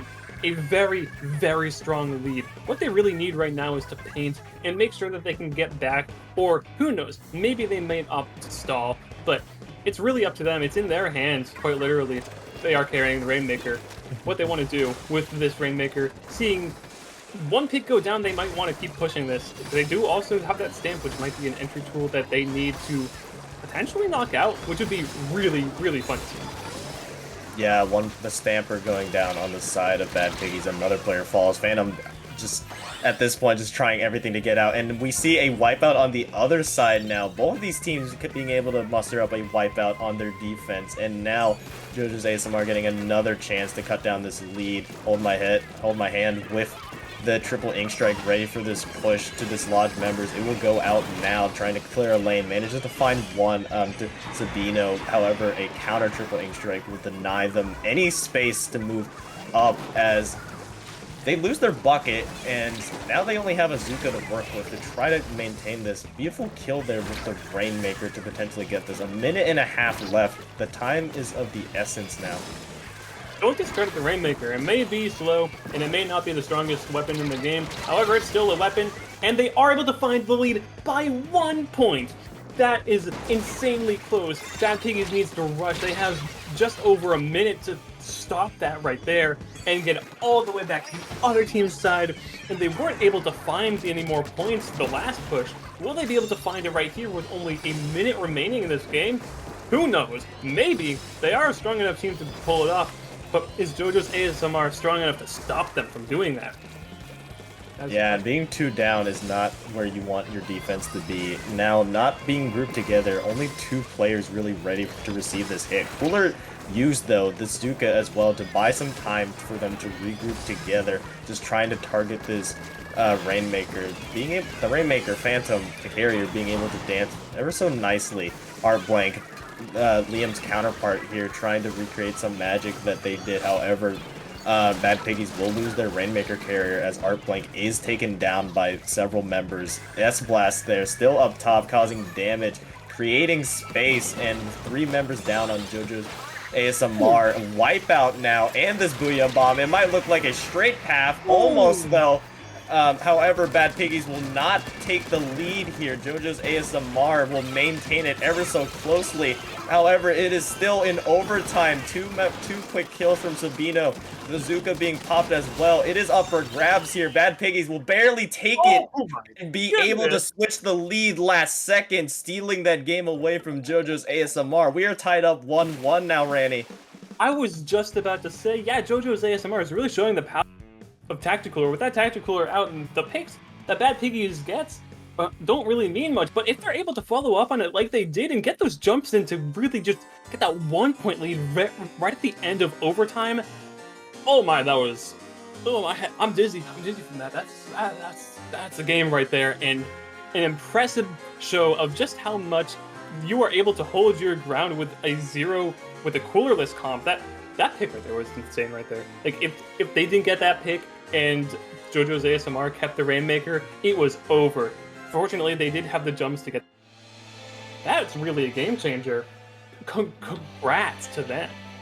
Yeah, we were talking about Liam on the side of JoJo's ASMR, and we were also talking about the S-Blast on Bad Piggies, but I'm just speechless that we haven't talked more about Sabino right there, basically winning that game single-handedly at the end for Bad Piggies.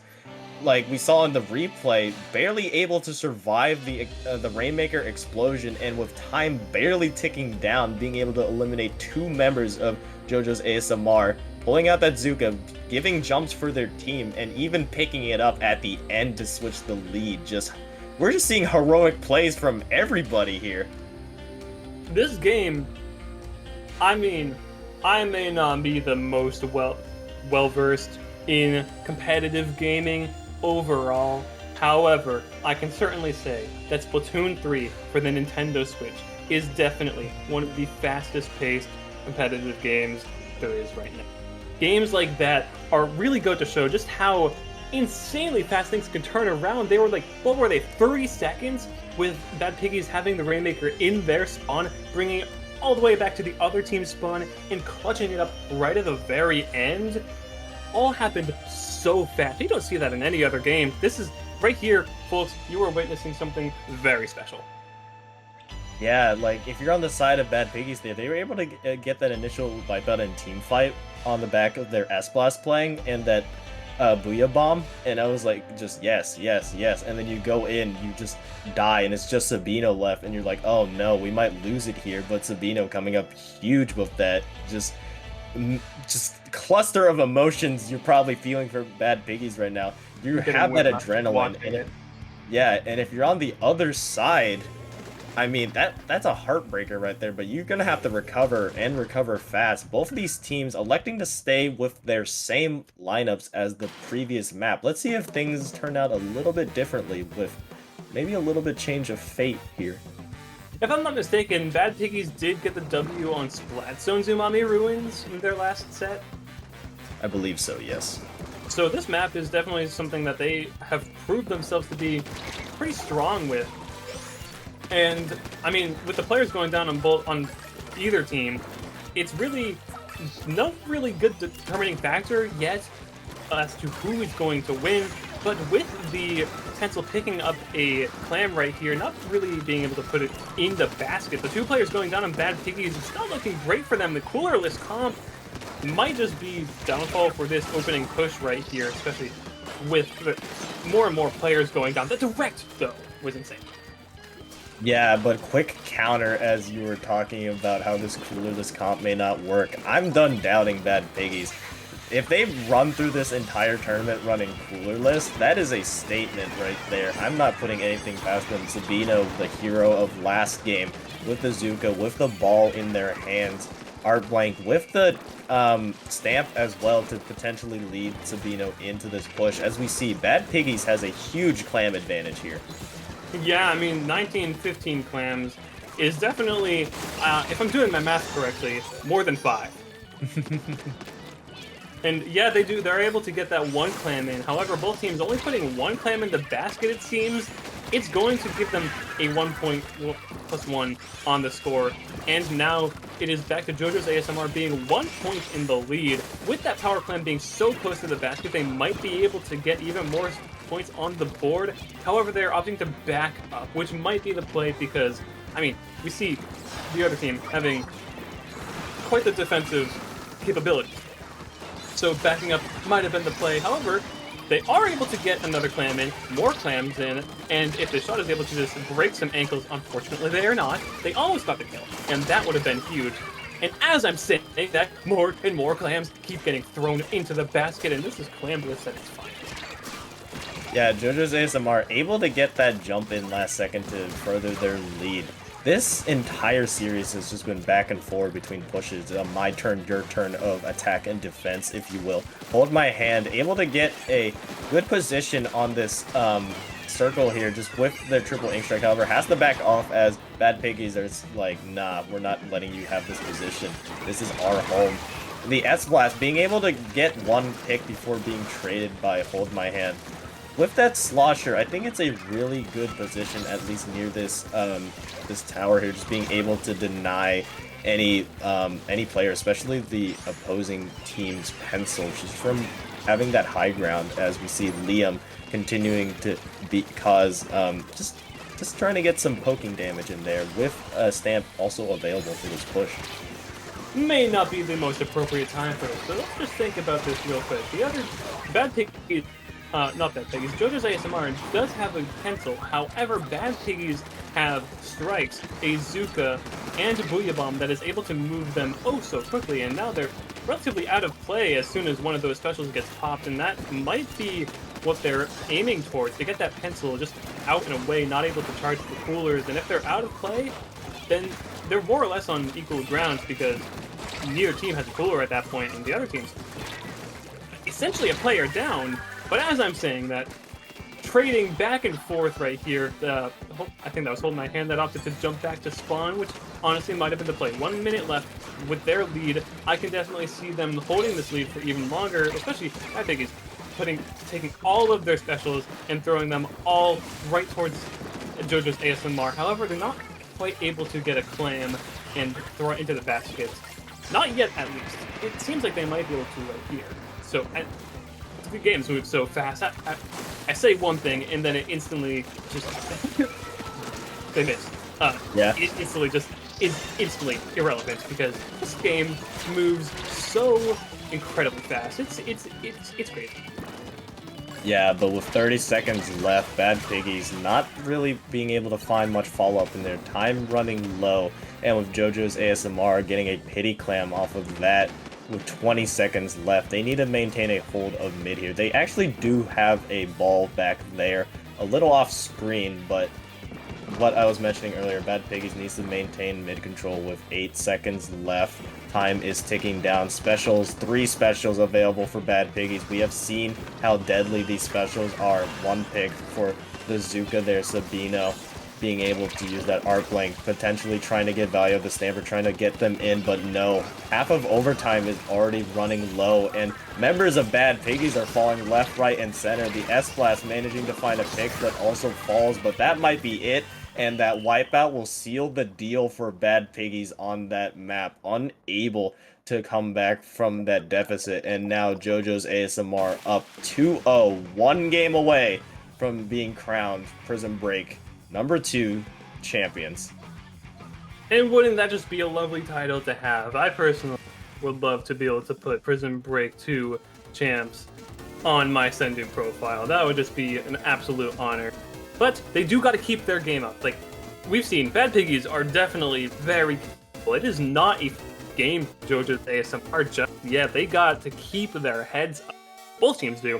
But JoJo's, if they're really going to want to get the victory right here, they're going to need to just stay aware that Bad Piggies is no laughing matter.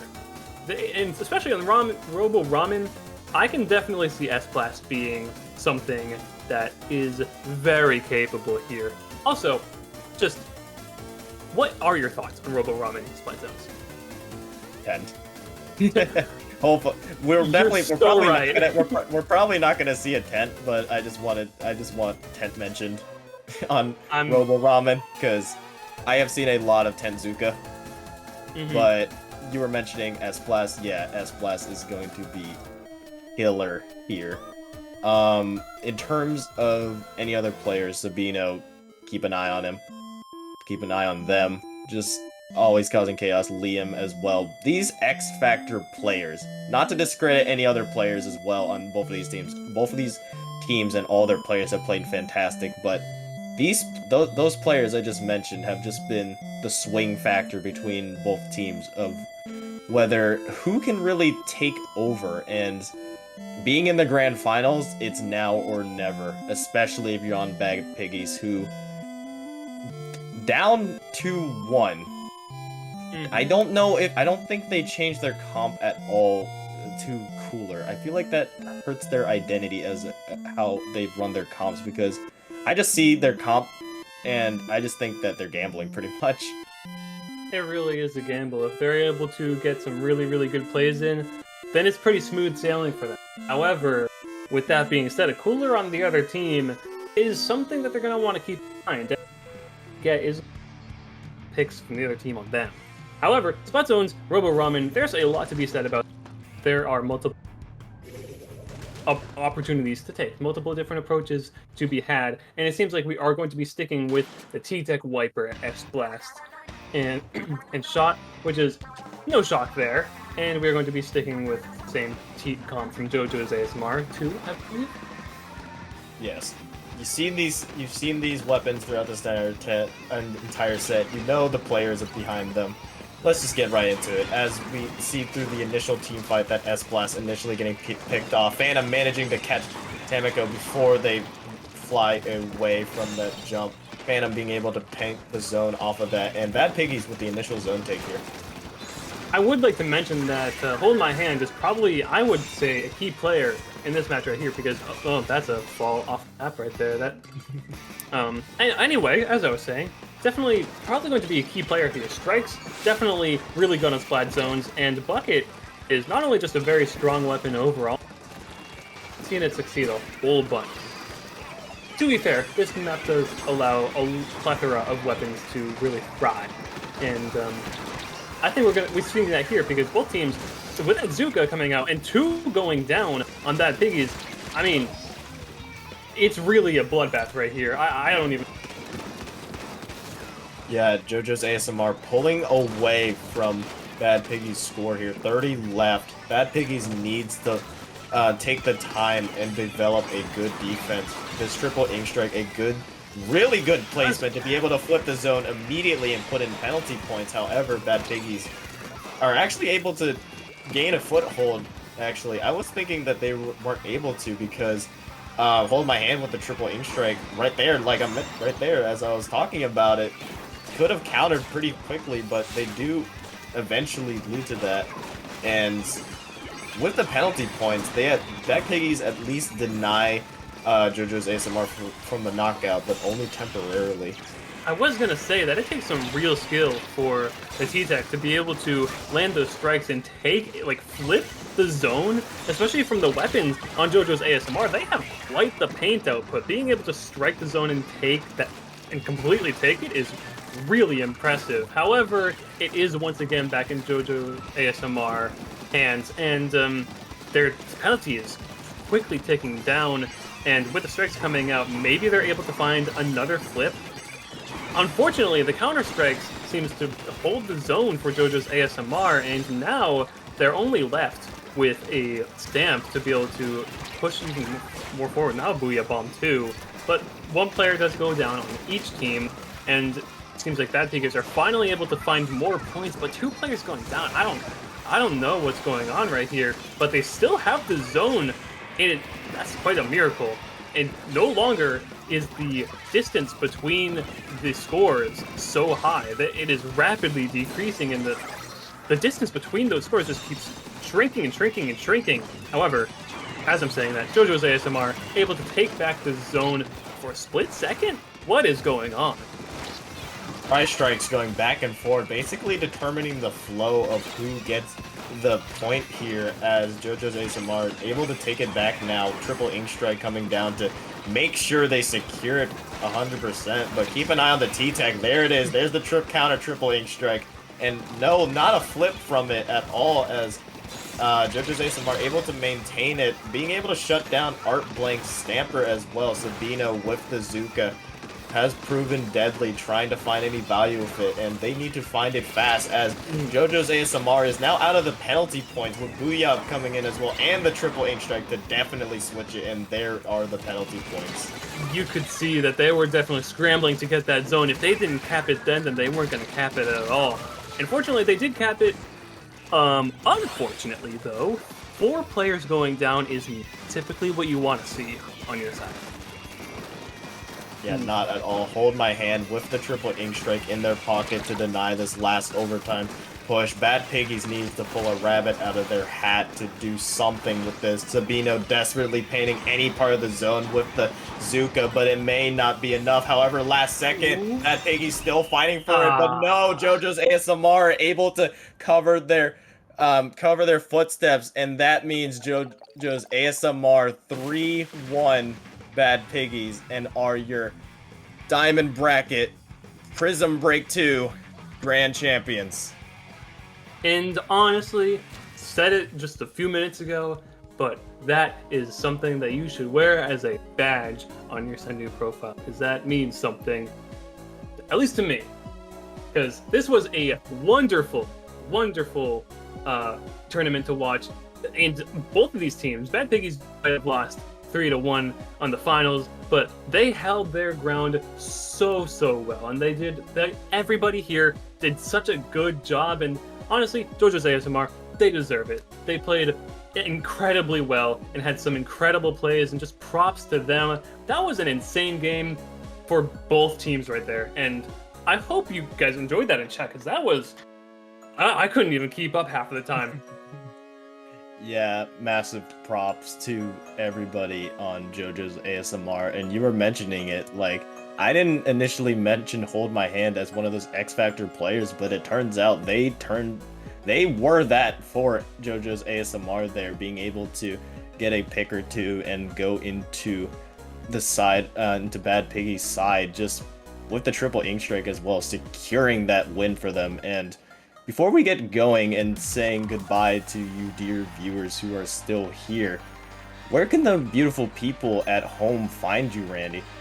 Oh, I'm so glad you asked. If you in the chat would like to find me, Ranny, on my socials, then I am known as at TGP, that is T as in T, G as in G, P as in P, Ranny, R-A-N-Y, on YouTube and Twitter.com. That's where you can find me, and yeah, I mean, that's what I do.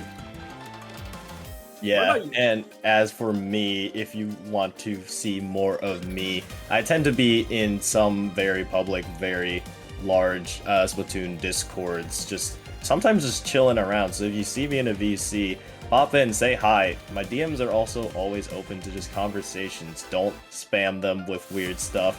I always say that as a fair warning, but yeah, if you're nice to me,